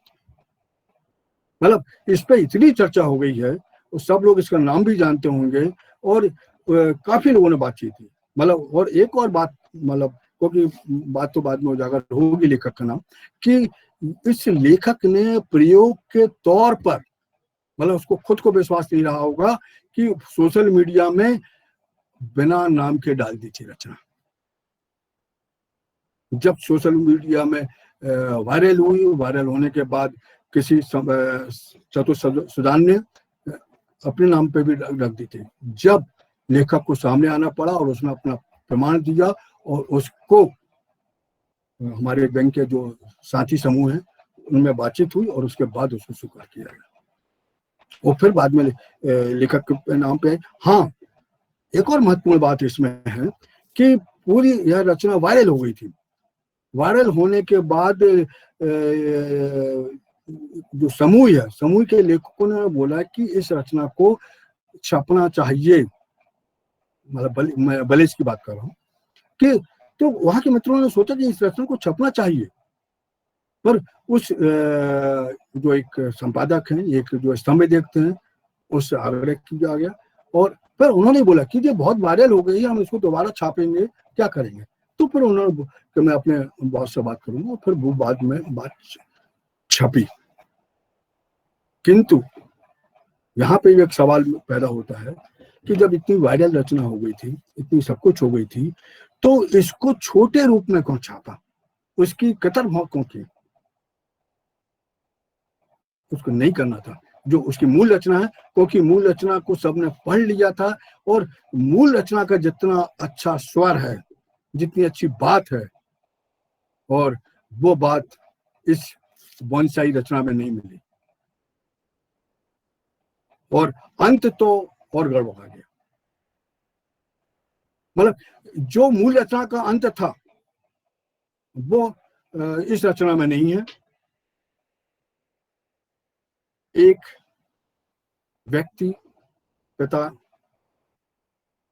भर्ती है, माँ भी भर्ती है, जोड़ जुगाड़ से उसको बेड मिल गए हैं, और बेड मिलने के बाद पिता की तबीयत ज्यादा खराब होती है, और जब ज्यादा तबीयत खराब होने के बाद बेटे को लगता है कि पिता अब नहीं बच पाएंगे, तो वो ऑक्सीजन सिलेंडर निकाल कर उसके जो मास्क है, सिलेंडर का जो ऑक्सीजन का मास्क है, वो अपनी माँ के चेहरे पर लगा देता है कि कम से कम माँ तो बच जाए। तो पिता मरा नहीं है अभी, किंतु सोचता है कि आज तक मैंने पहली बार अपने बेटे को सही फैसला लेते हुए सुना है, देखा। मैं अब जिंदा रहकर उसकी कोशिश को, उसके कठोरपन को नुकसान नहीं पहुंचा सकता। मैं मरूंगा, अभी मरा नहीं है। तो कहने का बात यह है कि यहाँ पर जो हमारे संस्कार हैं, हमारी जरूरतें हैं, हमारे हैं, वो अगर वो सिलेंडर पिता तो मरने वाला था, तय था बिल्कुल, किंतु माँ को लगाने से बाद तो जो हमारे पास विरासत है वो तो बची रहे। और पिता यह देख कर, और मतलब वो मरता नहीं है, देखता रहता। तो यह बात जहां चुभती है कि हमने क्या संस्कार दिए हैं, हमारी पुरानी पीढ़ी ने क्या दिए हैं कि आपको जीवन बचाने के लिए यत्न प्रयत्न कुछ भी करना पड़ेगा, कुछ खोना भी पड़ेगा, किंतु कुछ बचाना ही पड़ेगा। ऐसे हमने बहुत से जगह पे देखे हैं, और आपने सुने होंगे कि कई जगह हत्याएं हो जाती हैं, और हत्या होने के बाद बेटा हत्या करता है और पूरा परिवार पीछे रहता है, और बेटा कहता है, बाप कहता है तू घर में रह, पूरा परिवार है, मेरी उम्र हो गई है, मुझे हत्या का आरोप ले लेना चाहिए। कई ऐसी होती है। तो ये बात, और यहाँ पर वो मतलब बचते हैं। और इसके बाद फिर क्या होता है कि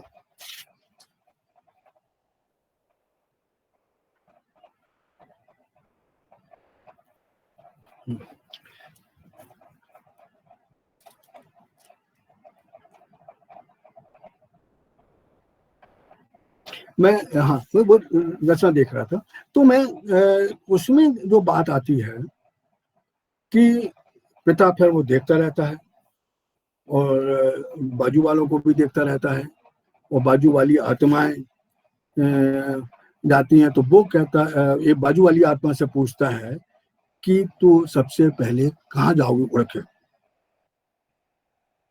तो वो कहता है, आत्मा कहती है कि मैं सबसे पहले बंगाल का जो शपथ समारोह हो रहा है, जो जश्न हो रहा है, उसको देखने जाऊंगी।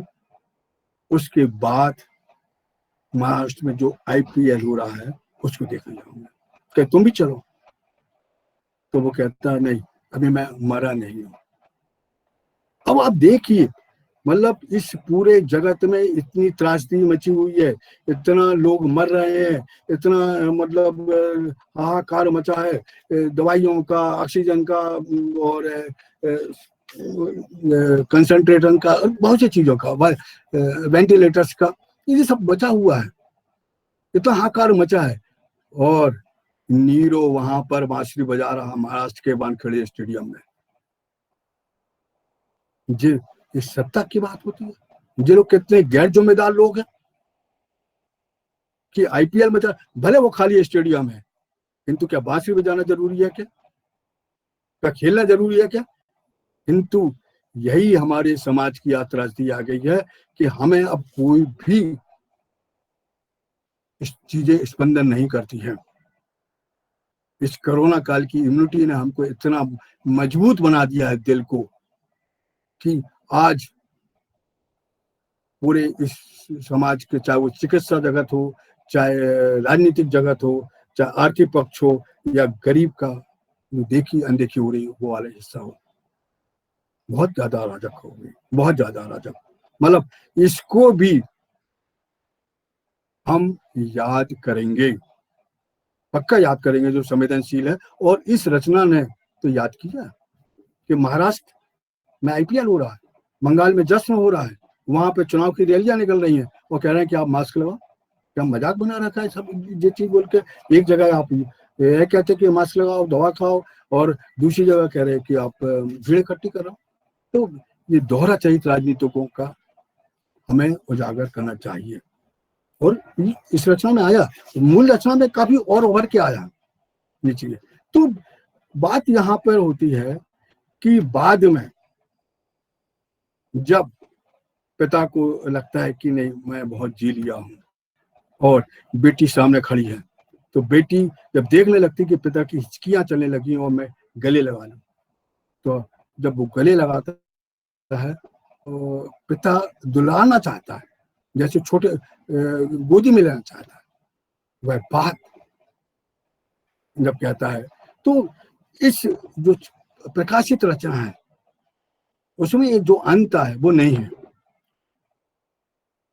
वो रचना में बेटी ने अपने पूरे गहने जेवर जो चीजें थी वो बेच कर माँ बाप को भर्ती करवाया था, उसके बाद कुछ नहीं था।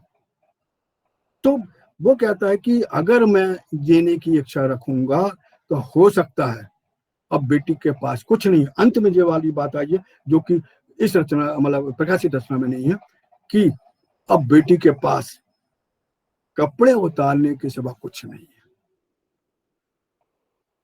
क्या बात है, मतलब वो इतना बड़ा व्यंग इसमें नहीं है, छपी रचना में नहीं है, किंतु मूल में है।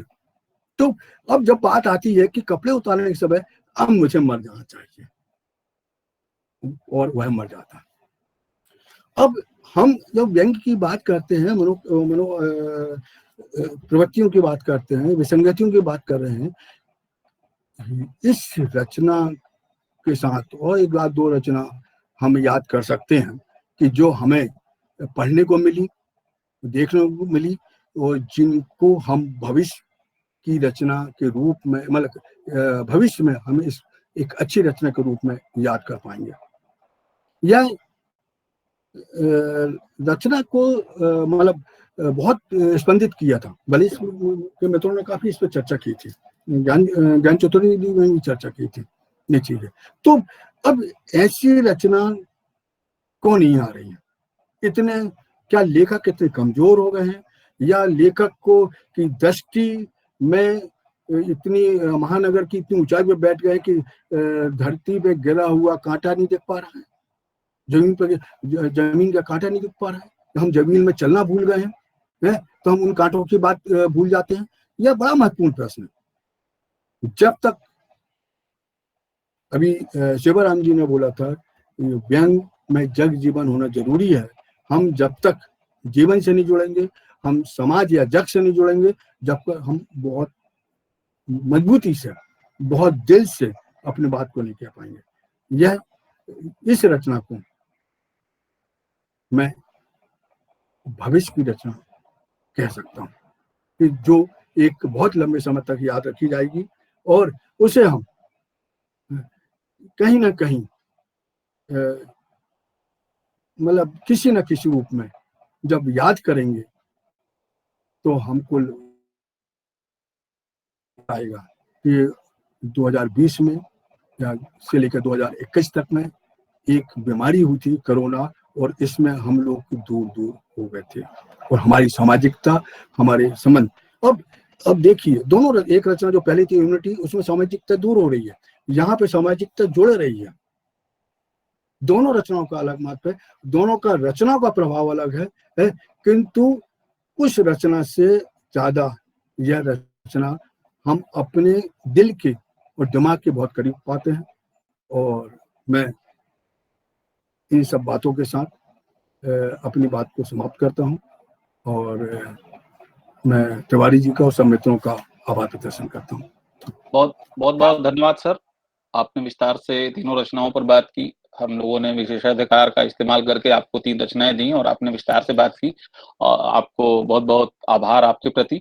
और चूंकि समय बहुत तेजी से बीत रहा है, लेकिन मैं चाहता हूं कि कुछ मित्र, जैसे मैं राजेंद्र वर्मा जी को शुरू से देख रहा हूं, और मैं चाहूंगा कि वो बोलें, और अगर कोई और साथी बोले, अभिजीत जी भी हो सकता है बोलेंगे इसके बाद, तो अगर कोई और साथी भी बोलना हुआ तो अगर आप लोग नाम सुझा देंगे तो हम लोगों को सुविधा होगी। हम कोशिश करेंगे 1-2 मिनट में हम सबको 1-2-3 मिनट में। राजेंद्र वर्मा जी, आप कृपया आए। सभी मित्रों को नमस्कार। बहुत अच्छी समीक्षाएं हुई हैं आज रचनाओं पर, और 1-2 रचनाएं मेरी भी पड़ी हुई हैं इसमें। और कहना यह चाहूंगा कि जैसा एक सुझाव दिया था हमारे मित्र ने, भारद्वाज जी ने, कि रचना सदस्यों के पास भी जानी चाहिए। उससे होता यह है कि ये बहुत अच्छा सुझाव है और मैं चाहूंगा कि इसको लिया जाए। होता यह है कि रचना तुरंत रिफ्रेश हो जाती है, और उसी दिन, क्योंकि बीच में काफी कुछ पढ़ा रहता है, सब थोड़ा गड्ढमड्ढ हो जाता है, और कुछ रचनाएं पढ़ी भी नहीं जा सकता, हर रचना नहीं पढ़ी जा सकती। खैर, अभी जो बात कही, जो सबसे जो मुख्य बात है, जो हमारे और पूर्व वक्ताओं ने सब कही है, कि जो व्यंग है, हमें समझना होगा कि व्यंग बनता किन चीजों से। जब तक हम वो समझ नहीं पैदा करेंगे, तब तक चाहे हम अखबारी लेखन करें, चाहे थोड़ा हम इत्मीनान से लंबी रचना करें, वो तत्व तो आ नहीं पाएंगे। मूल बात है जो संवेदनशीलता, वो किस फॉर्म में आए, कथात्मक आए, क्या आए, उसका ट्रीटमेंट बस व्यंग में हो जाना चाहिए। और जरूरी नहीं है कि हर वाक्य में व्यंग हो। रचना का रचाव कुछ ऐसा हो कि व्यंग बीच बीच में भी उभरता जाए, और अंत अगर कारुणिक है तो हो जाए, कोई फर्क नहीं पड़ता। उसमें रचनाकार को टिप्पणी करने की जरूरत नहीं कि ऐसा हुआ ऐसा हुआ। रचनाएं स्वयं बोलती हैं, रचना वास्तव में स्वयं बोलती है। रचनाकार न बोले, ये बहुत ही अच्छी स्थिति है, चाहे जिस विधा की रचना। तो बहरहाल मैं बहुत ज्यादा बात नहीं करूंगा, क्योंकि सारी बहुत अच्छी बातें हो चुकी हैं और रचनाएं कुछ मिली जुली रही हैं। ये बात सही है कि एक जो अखबारी कॉलम है, उसका जो दबाव है, वो रचनाकार उसी लिहाज से लिखता है और छपता है, और बहुत कंप्रोमाइज करता है। रिव्यू करने को उसके पास टाइम नहीं है, इतनी उसकी मेधा विकसित नहीं हुई है, लिखने का शौक बहुत ज्यादा है, पढ़ा वढ़ा है नहीं ज्यादा। मैं सबके बात नहीं कर रहा हूँ, मैं जो देखने में आता है, लिखने में आता है, मैंने उन जो आतुरता से ग्रस्त लेखक है, उनके बारे में बात कर रहा हूँ। अब जो समझदार है वो समझ जाएंगे, बाकी मैं किसी का नाम नहीं ले रहा हूँ। तो कुल मिला करके बढ़िया रहा, और ये जो कार्यक्रम चल रहा है, ये बहुत अच्छा है। मैं इसके लिए आप रमेश द्वय को बधाई देता हूँ। बहुत बहुत धन्यवाद। बहुत बहुत आभार सर, क्योंकि समय बहुत तेजी से निकल रहा था, और इसलिए मैंने आखिरी जो रचनाओं पर बात की गई, मैं उनके रचनाकार का नाम बताना भूल गया। और बहुत बहुत आभार आपका प्रभात गोस्वामी जी भी, कि आपने मुझे ध्यान दिलाया। इम्यूनिटी जो रचना दी गई थी रमेश सैनी जी को, उनकी रचनाकार हैं पल्लवी त्रिवेदी। और जो उनको दूसरी रचना दी गई, एक भूत का लाइव इंटरव्यू, उसके रचनाकार हैं रामविलास जांगिड़। और ये हम लोगों की खुशकिस्मती है कि रामविलास जांगिड़ जी यहाँ भी मौजूद हैं। मैं चाहूंगा कि वो भी बोलेंगे 2-3 मिनट। और तीसरी जो रचना है, मैं तब तक मरा, इसके रचनाकार हैं शशांक भारतीय। ये 3 रचनाकार हैं तीनों रचनाओं के। तो बहुत बहुत धन्यवाद पुनः राजेंद्र वर्मा सर। और मैं अभिजीत दुबे सर से निवेदन करूंगा कि वो संक्षेप में अपनी बात रखें, और इसके बाद फिर मैं और मित्रों को देखता हूँ। अगर इसमें, हाँ, रामविलास जांगिड़ जी और राकेश सोहम जी से हम लोग 1-2 बात सुनेंगे। और भी कोई साथी अगर बोलना चाहेंगे संक्षेप में, तो अपना नाम यहाँ लिख देंगे, तो हम लोगों के लिए थोड़ी सुविधा हो जाएगी। स्वागत है अभिजीत दुबे सर। सर्वप्रथम तो सबको नमस्कार। आज व्यंग्यधारा समूह की इस 56वीं गोष्ठी में आज जो 4 विशिष्ट वक्ता, रमेश सैनी सर को तो हम प्रति सप्ताह सुनते रहते हैं, तो आज सेवाराम त्रिपाठी सर, ब्रजेश कानूनगो सर, वेद प्रकाश भारद्वाज सर को सुनने का मौका मिला। तो इस हेतु सर्वप्रथम तो आभार। तो ये सारे ही परिचित नाम थे। वेद प्रकाश भारद्वाज सर को सुनने का पहला अवसर मुझे मिला, उनके नाम से तो परिचित हूँ ही। सेवाराम त्रिपाठी सर की रचनाएं भी मैंने पढ़ी हैं काफी, ब्रजेश कानूनगो सर को काफी पढ़ा है। तो आज तो चूंकि रचनाएं जो थी वो पहले से पढ़ने को, जैसा कि और सर लोगों ने बोला था, उपलब्ध नहीं थी, तो उस पर कुछ बोलने का अधिक सुअवसर नहीं है। जैसा कि वरिष्ठ लोगों ने कहा है कि रचनाएं अगर कुछ समय पूर्व भी उपलब्ध करवा दी जाए तो जो हम लोग जो पार्टिसिपेंट है, जो भागीदार हैं, थोड़ा रचनाओं को समझने में या जो समीक्षा है उसे समझने में अधिक सुविधा होगी। और इसके अतिरिक्त जो आज ये जो चर्चा हुई शशांक भारतीय जी की रचना की, तो रमेश सैनी सर ने लाजवाब समीक्षा की इस रचना की। और ऐसा एक दो रचनाकारों के साथ नहीं होता है, मेरे साथ भी एक यह घटना घट चुकी है, हालांकि वो दूसरी रूप में घटना थी। अलका मैंने अभी लिखा, उनकी एक कविता को किसी ने छपवा लिया था। मेरी एक रचना जनसंदेश टाइम्स लखनऊ में आई थी, बहुमत के खेल निराले। कोलकाता के एक अखबार ने उस पूरी की पूरी व्यंग रचना को निकालकर 2-3 दिन बाद अपने संपादकीय में डाल दिया, जहां वो संपादकीय डालते हैं। तो ऐसी रचनाएं घटती हैं, होती हैं, लेकिन हम लोगों का यह दायित्व है कि जो उसके लेखक हैं उनको उचित सम्मान दिया जाए, उसे प्रचारित किया जाए, और जैसा कि वलेस के लोगों ने किया, उसे पुनः मूल लेखक के नाम से छपवाया जो गया, यह बहुत ही सराहनीय काम है। ऐसा होना चाहिए, क्योंकि लेखक के लिए इससे अधिक पीड़ा कुछ नहीं, बड़ी पीड़ा नहीं हो सकती कि एक रचना, उसकी अपनी रचना को कोई और अपने नाम से छपवा ले। बहुत पहले जब मैं कॉलेज के दिनों में पढ़ता था, तब मैंने कश्मीर पर एक आलेख लिखा था, तकरीबन 20 वर्ष पूर्व। तब मैंने एक पत्रिका को भेजा था। उस समय भी यह मेरे साथ घटना हुई थी कि पत्रिका ने पूरा का पूरा मेरा आलेख जो है किसी और के नाम से छाप दिया था। उस समय सोशल मीडिया का जमाना नहीं था, हम लोग टाइप करके रचनाएं भेजा करते थे, और तब तो पता भी नहीं चलता था रचना छपी या ना छपी। लेखकीय प्रति अगर नहीं मिली तो पता भी नहीं चले कि मेरी रचना छपी या नहीं छपी। तो यह ऐसा लेखकों के साथ होता है। तो आज तो सुनने का आनंद आया, वरिष्ठ लोगों को आप लोगों ने सुनने का सुअवसर दिया, इस हेतु धन्यवाद। और आज रामविलास जहांगीर सर हैं, अगर उनको सुनने का अवसर पर मुझे मिले तो मैं बड़ा ही खुशकिस्मत समझूंगा। धन्यवाद सर। जी धन्यवाद अभिजीत जी। जो भी खुशकिस्मती और बदकिस्मती होगी वो सबको मिलेगी, किसी एक के लिए नहीं मिलेगी। तो बहुत बहुत आभार आपका। प्रभात जी से निवेदन है, क्योंकि कोई नाम नहीं लिख रहा, मैं चाह रहा था कि कोई नाम लिख देता तो मेरे लिए सुविधा हो जाती। जी प्रभात जी, 2-3 मिनट में अपनी बात कहें। सर, मैं तो आज केवल सुनने के उद्देश्य से ही बैठा हूँ यहाँ, और ये जो बात चल रही है रचनाओं के अलग नाम से, मेरे साथ भी एक इसी तरह की घटना घटी थी। मैं जब 10वीं क्लास में पढ़ता था तो आकाशवाणी में मेरी एक कहानी स्वीकृत की, और उसको मेरे आवाज़ में रिकॉर्ड करने के बाद किसी उद्घोषक की आवाज़ में प्रसारण हुआ। तो मैंने जब पूछा तो उन्होंने कहा कि आपकी आवाज़ प्रसारण के अनुरूप नहीं है। बाद में उसी आकाशवाणी केंद्र पर मुझे सेवा का अवसर मिला और लोगों ने कहा कि आप अच्छा बोलते हैं। खैर, ये तो बात एक हुई, लेकिन आज के रचनाकारों को पढ़ के बहुत झकझोरने वाली रचनाएं थी। जो बात हम निरंतर कहते हैं कि रचना में एक करुणा पक्ष भी होता है, और व्यंग्य का उद्देश्य सिर्फ किसी की आलोचना करना नहीं, बल्कि व्यवस्था को या किसी भी जगह जिसके बारे में व्यंग किया गया है उनको जागृत करने का उद्देश्य है। और मैं समझता हूँ आज की जो रचनाएं थी, उन रचनाओं में कहीं ना कहीं अपनी तरीके से समाज को जागृत करने और विसंगतियों की ओर ध्यानाकर्षण का एक कार्य किया। मैं सभी रचनाकारों को हार्दिक बधाई देता हूँ। नमस्कार। बहुत बहुत धन्यवाद सर।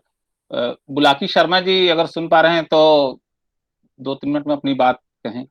आदरणीय बुलाकी शर्मा जी।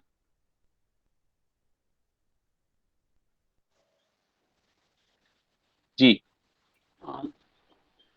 मैं सुनने के मूड में था, सुनाने के मूड में नहीं हूँ। लेकिन एक अच्छी बात ये लगी कि आज जिन रचनाओं पे चर्चा हुई, उन चर्चाओं से उन रचनाओं को पढ़ने की ललक पैदा हो जाती है। यह आज का सत्र जो मैं मानता हूँ वही है कि किसी रचना को पढ़ने के बाद उस पर कैसे चर्चा की जानी चाहिए, उसको कैसे खोला जाना चाहिए।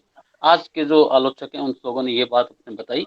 और दूसरी बात जो मुझे लगती रही है वो ये कि तो आज 9 रचनाओं पर चर्चा हुई, उसमें से 5 मैंने पहले से पढ़ रखी थी और रचना का प्रभाव कितना अच्छा है उसके बारे में जैसे शशांक भारती जी की रचना पे रमेश सैनी जी ने इतना विस्तार से बताया, इसके बारे में मैं अपनी बात शेयर करना चाहूंगा कि यह वायरल होके हमारे बीकानेर के एक वरिष्ठ रंगकर्मी है ओम सोनी जी, उन तक पहुंची। उन्होंने मुझे व्हाट्सएप किया और व्हाट्सएप करके फिर मैंने बताया, उससे पहले मैं पढ़ चुका था तो मैंने बताया था कि शशांक भारती जी की है। तो सुबह उन्होंने ये फिर रात को 3 बजे मुझे मैसेज किया कि मैं अब तक दोबारा पढ़ रहा हूँ उसको। सुबह उन्होंने फोन किया, फोन करते हुए इतने भावुक हो गए कि वो रोने लगे कि इसकी मैं ऐसी पीड़ा में महसूस नहीं कर सकता। और फिर मैंने शशांक भारती जी और ओम सोनी जी से आपस में संवाद कराया। तो रचना में ऐसी होता है जैसे सैनी जी जो कह रहे हैं ना कि भविष्य की रचना कैसी होनी चाहिए जो भविष्य में हमारे साथ जाए, तो ऐसी रचनाएं लिखी जाएगी, लिखी जा रही है लेकिन बहुत ही कम। तो आज जो सत्र रहा बहुत बढ़िया रहा, लेकिन वो पुनः जो सब साथियों ने कहा वही मैं पुनः आग्रह करूंगा कि रचनाएं हमें पहले पढ़ने के लिए दी जाए, जिससे कि हम जो आस्वाद मिलता है उसमें ज्यादा मजा आ सके। धन्यवाद। आपकी मुस्कान वैसी बनी रहे। बहुत बहुत धन्यवाद। मैं सैनी जी की मुस्कान को देख के अपनी मुस्कान मिला रहा हूँ। क्योंकि जिम्मेदारी उनकी बढ़ती जाती है। तो जी, मैं डॉक्टर सुरेश कुमार मिश्र उर्तृप जी से निवेदन करूंगा कि अगर वो कुछ चाहें तो 2-3 मिनट में अपनी बात कहें। आपका माइक ऑफ है जी, आवाज नहीं आ रही है। मिश्रा जी आपकी आवाज नहीं आ रही। ना ना, आवाज नहीं सुन पा रहे हैं हम लोग।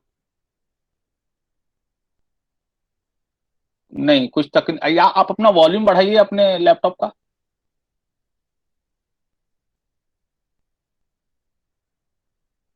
नहीं, माइक ऑफ कर दिया आपने। हाँ हाँ, बोलिए। नहीं नहीं, नहीं आ रही, आवाज नहीं आ रही। कोई बात नहीं, आप ट्राई करिए, फिर हम देखते हैं। अनूप शुक्ल जी से मैं निवेदन करता हूं कि वो अपनी बात रखें 2 या 3 मिनट में। धन्यवाद जी अनूप जी।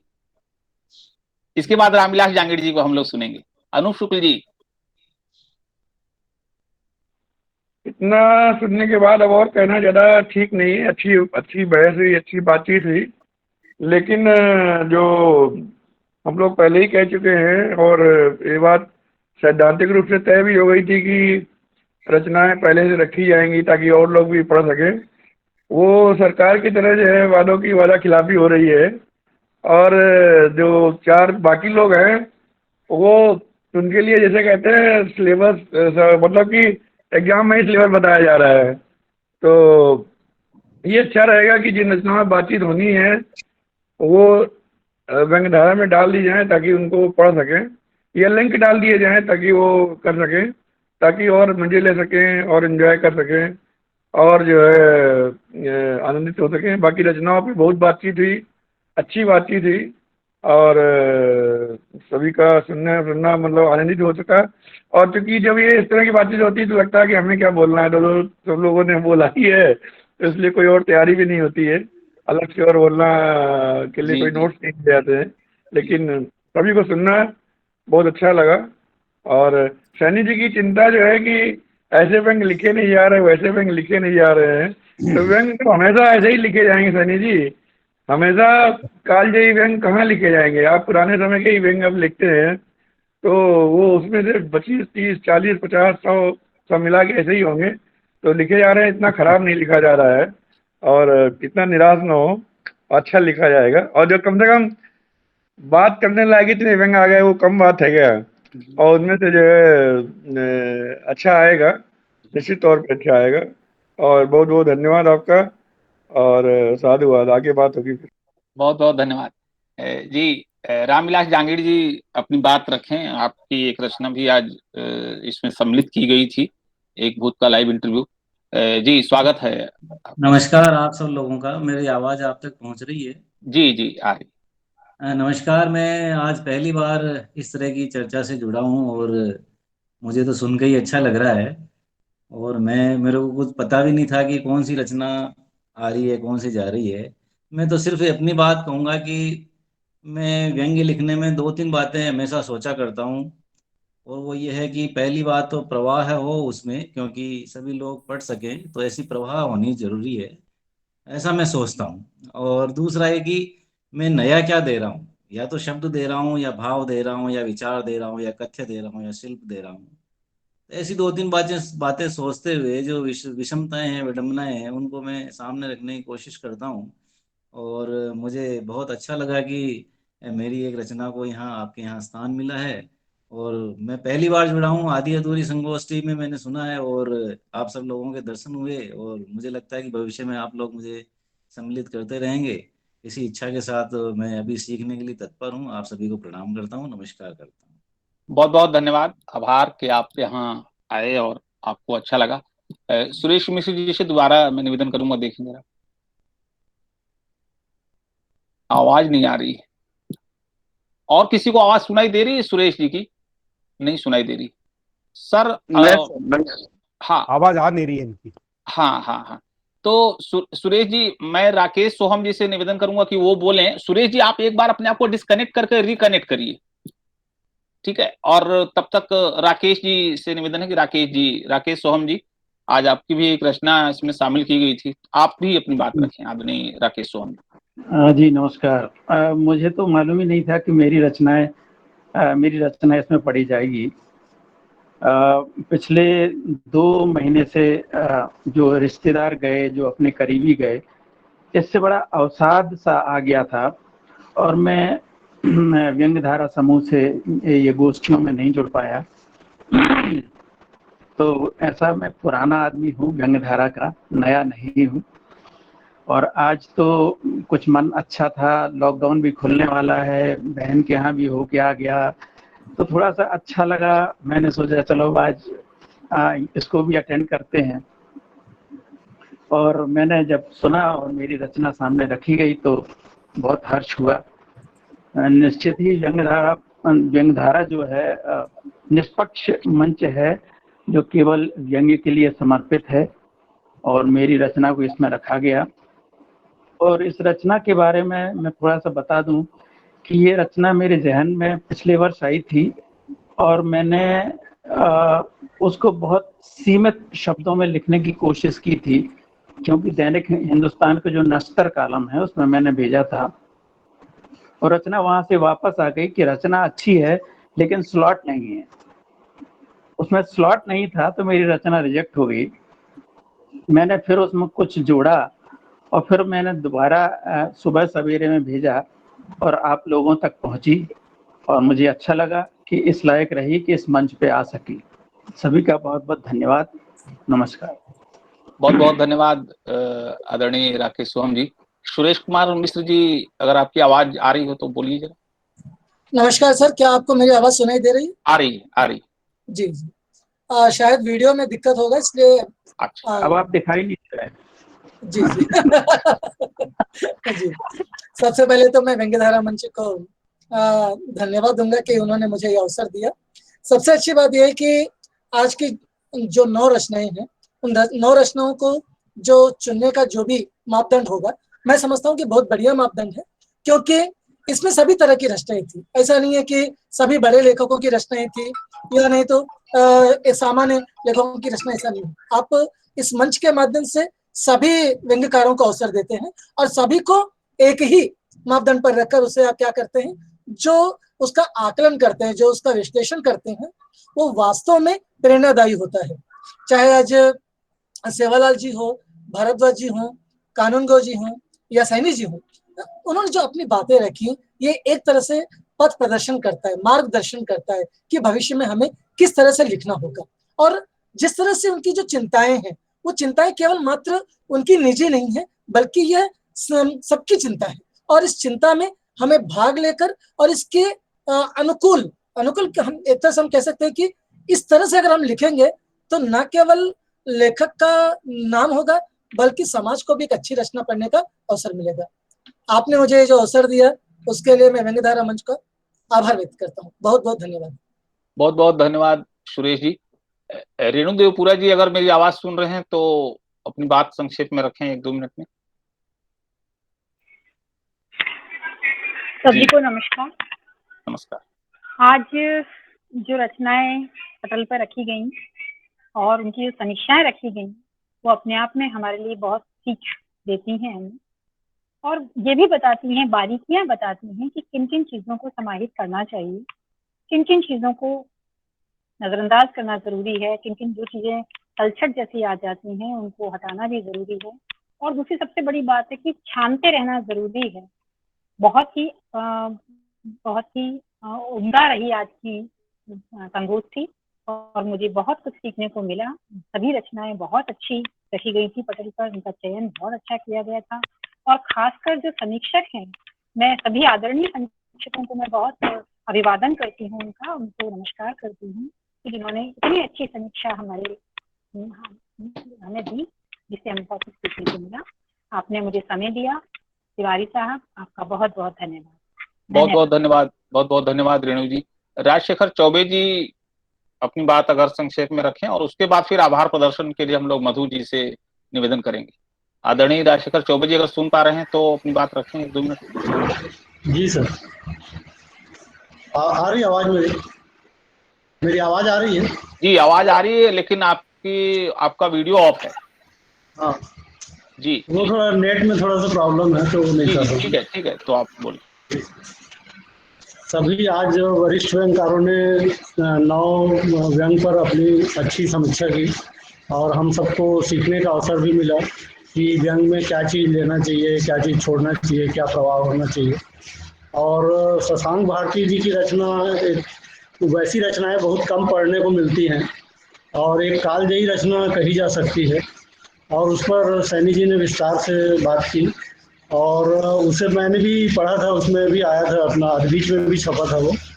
तो राकेश सोहम जी और रामविलास जहांगीर जी, इनको हम तो लगातार पढ़ते रहते हैं। ब्रजेश जी से तो मेरी मुलाकात भी हुई थी, मैं इंदौर गया था। तो बाकी वरिष्ठ व्यंगकारों को सुनना काफ़ी अच्छा लगा और सबकी समीक्षाएं भी अच्छी रही, तो बड़ा ही आनंद आया कार्यक्रम में। आप सबका धन्यवाद। बहुत बहुत धन्यवाद राजशेखर जी। मित्रों, हमारी कोशिश रहती है कि हम लोग अधिक से अधिक लोगों की भागीदारी को सुनिश्चित करें और पूरी ईमानदारी और पारदर्शिता से अपनी जिम्मेदारी को निर्वहन करें।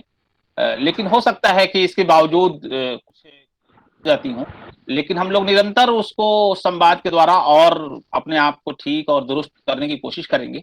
इस उम्मीद और सबके प्रति शुभकामना और सहृदयता के साथ मैं आज के इस समारोह में आभार प्रदर्शन के लिए हमारे साथी श्री मधु आचार्य जी से निवेदन कर रहा हूं कि मधु आचार्य जी आभार प्रदर्शन करें। आदरणीय मधु जी। जी बहुत बहुत धन्यवाद। सभी मित्रों को सादर नमस्कार। रचनाओं पर बहुत अच्छी बात हुई, लेकिन एक बात जरूर कहूंगा कि पिछले 7 साल से ये देश 56 इंच को भुगत रहा है और आज हमारी 56वीं गोष्ठी है। एक अजीब सा संयोग है, लेकिन 56वीं गोष्ठी मैं ये कह सकता हूं कि आज सबसे हेल्दी गोष्ठी थी। हेल्दी मैं इस सेंस में कहूंगा कि जैसा बुलाकी जी ने कहा था कि व्यंग रचनाओं की समीक्षा कैसे की जाती है, वो आज जानने को मिला। मुझे भी बहुत सीखने को मिला, और सबसे बड़ा सुखद जो अवसर हमें आज मिला वो था हमारे व्यंग विधा के 4 वरिष्ठ लोगों से रचनाओं पर उनकी बात सुनना। सेवाराम जी, वेद प्रकाश जी, ब्रजेश कानूनगो जी और रमेश सैनी जी, जो व्यंग में अपना एक नाम रखते हैं, एक पहचान रखते हैं और जिन्होंने व्यंग विधा के लिए बहुत काम किया, उनको किन्हीं रचनाओं की समीक्षा करते हुए सुनना ये बहुत सुखद बात होती है। तो मैं ये कह सकता हूं कि हमारी 56वीं गोष्ठी बहुत हेल्दी रही। चाहे देश को 56 इंच का सीना हेल्दी रहा या न रहा हो, लेकिन ये गोष्ठी जरूर हेल्दी रही। बस मैं रचनाओं पे कुछ नहीं कहूंगा क्योंकि बहुत सी बातें हो गई, लेकिन इन 4 वरिष्ठ लोगों ने केवल रचनाओं की समीक्षा नहीं की, मेरा ये मानना है उन्होंने व्यंग के लिए कुछ विशेष बुनियादी सवाल भी उठाए।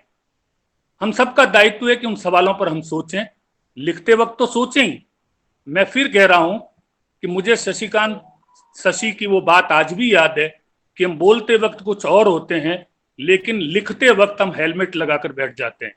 वो बचाव नहीं करना चाहिए। अगर हम वो हेलमेट लगाना छोड़ देंगे तो शायद रमेश सैनी जी की चिंताएं कम हो जाएगी। मैं सेवाराम जी की दो बातों को जरूर उल्लेख करना चाहूंगा जो हम सब लिखने के विद्यार्थियों के लिए बहुत महत्वपूर्ण है। उन्होंने बहुत बारीकी से कहा था कि व्यंग रचना का मूल्यांकन या उसका प्रभाव अंतर्मन और बाह्य मन पर क्या होता है, ये व्यंग्यकार को देखना चाहिए। निश्चित रूप से यही वो बारीक सा महीन फर्क है जिसको लेकर हम रचनाकार कहलाते हैं और दूसरे लोग पाठक कहलाते हैं। ये बहुत बड़ा बुनियादी अंतर है जिसे हर व्यंग्यकार को समझना चाहिए। और उन्होंने एक जो चिंता की बात कही उसे भी हमें देखना चाहिए कि क्या लिखा जा रहा है और किसके लिए लिखा जा रहा है। अगर ये हम तय नहीं कर पाते हैं तो शायद हमें लिखना भी नहीं चाहिए। उनकी बात का मैं समर्थन करता हूं। उन्होंने बहुत गंभीरता से ये बात कही और शायद इन दिनों लिखे जा रहे व्यंग्यों को देखकर कही। सारे व्यंग्य वैसे नहीं है, मैं ये भी नहीं कहता, लेकिन हर व्यंग्यकार को ये तो तय ही करना होगा कि क्या लिख रहा है और किसके लिए लिख रहा है।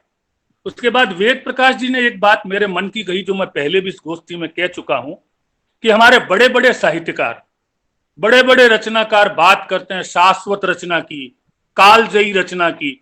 मैं उस तरह की बातों का विरोधी हूं, क्योंकि हर वो रचना कालजयी होती है, हर वो रचना शाश्वत होती है जो समयानुकूल होती है, जो समकालीन होती है। रचनाकार का दायित्व है कि वो सदा समकालीन रहे, उस समय के सच को बोले। अगर वो उस समय के सच को बोलता है तो निश्चित रूप से जो भी लिखेगा वो कालजयी होगा और वो शाश्वत होगा। वेद प्रकाश जी की इस बात का मैं बहुत बहुत समर्थन करता हूं, क्योंकि ये मेरे मन की बात थी। अखबारों में व्यंग्य छपने की सीमा पर भी उन्होंने बात की, इस पर हम काफी बार बात कर चुके हैं अपने समूह में। मैं फिर वही कहूंगा कि कम शब्दों में ज्यादा कहने की बात हमें जरूर सीखनी भी चाहिए। ब्रजेश कानूनगो जी की एक बात बहुत अच्छी लगी और रमेश जी तिवारी और रमेश सैनी जी से मैं फिर कहूंगा कि वो इसे विमर्श का विषय जरूर बनाए कि पक्षधरता व्यंग्य किसकी करे। ये एक बुनियादी सवाल है जिसपे हम भटक जाते हैं चर्चा समय, जानबूझकर अलग अलग पक्ष ले लेते हैं। लेकिन पक्षधरता के सवाल पर यदि हम एक नहीं होते तो शायद व्यंग्य लिखने की बजाय हमें कविताएं कहानियां लिखनी चाहिए, कोई दिक्कत नहीं है। वो अपनी शब्दों की सीमा, अपने शब्दों के सामर्थ्य का कहीं और उपयोग करे। अगर हम व्यंग्य लिख रहे हैं तो पक्षधरता की बात पहले तय होनी चाहिए। तो इस विषय पर जरूर विचार विमर्श हो। रमेश सैनी जी ने तो बहुत खोलकर आज 3 व्यंग्यों को बहुत अच्छी समीक्षा की। उन समीक्षा से मैं प्रभावित हुआ और मुझे सीख मिली कि किसी भी रचना को, चाहे वो व्यंग्य या साहित्य की कोई भी रचना हो, उसे किस तरह विश्लेषित या समीक्षित किया जाता है, ये मैंने सीखा।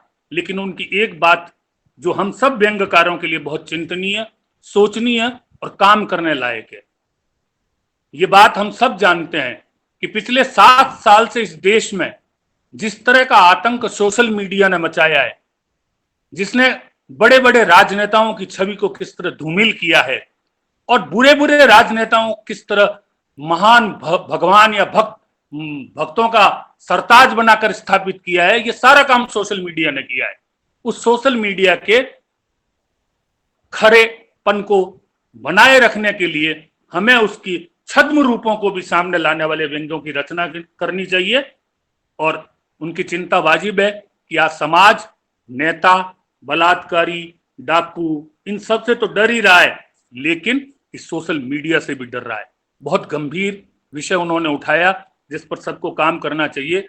मैं सभी व्यंग्यकारों को आदरपूर्वक नमस्कार करता हूं और रमेश तिवारी जी और रमेश सैनी जी, अनूप शुक्ल जी, बुलाकी जी, सबका बहुत बहुत धन्यवाद ज्ञापित करता हूं कि आपने मुझे बोलने का अवसर दिया। बहुत बहुत धन्यवाद। बहुत बहुत धन्यवाद मधु जी। मित्रों, आदरणीय सेवाराम त्रिपाठी जी, ब्रजेश कानूनगो जी, वेद प्रकाश भारद्वाज जी और रमेश सैनी जी ने इतना अमूल्य समय दिया, रचनाओं पर अपनी बहुमूल्य राय दी, टिप्पणी दी। इससे निश्चित तौर पर हम सभी व्यंग्य प्रेमियों का मार्गदर्शन होगा और हम लोगों का मार्ग प्रशस्त होगा। हम सुचिंतन और सुलेखन की दृष्टि में, सृजन की दृष्टि में आगे बढ़ेंगे। तो इसी उम्मीद के साथ हम लोग इस गोष्ठी को यहाँ अपने सभी साथियों के प्रति आभार प्रकट करते हुए इस गोष्ठी को औपचारिक रूप से यहाँ हम लोग संपन्न करते हैं। आप सबके प्रति हार्दिक आभार और कृतज्ञता ज्ञापित करते हैं। यह गोष्ठी हमारी यहाँ संपन्न होती है। श्री सेवाराम त्रिपाठी जी, आपको प्रणाम। वेद प्रकाश भारद्वाज जी आपको प्रणाम, सैनी जी को प्रणाम करता हूं और ब्रजेश कानूनगो जी को और इसके साथ साथ आप सभी मित्रों को प्रणाम करता हूं।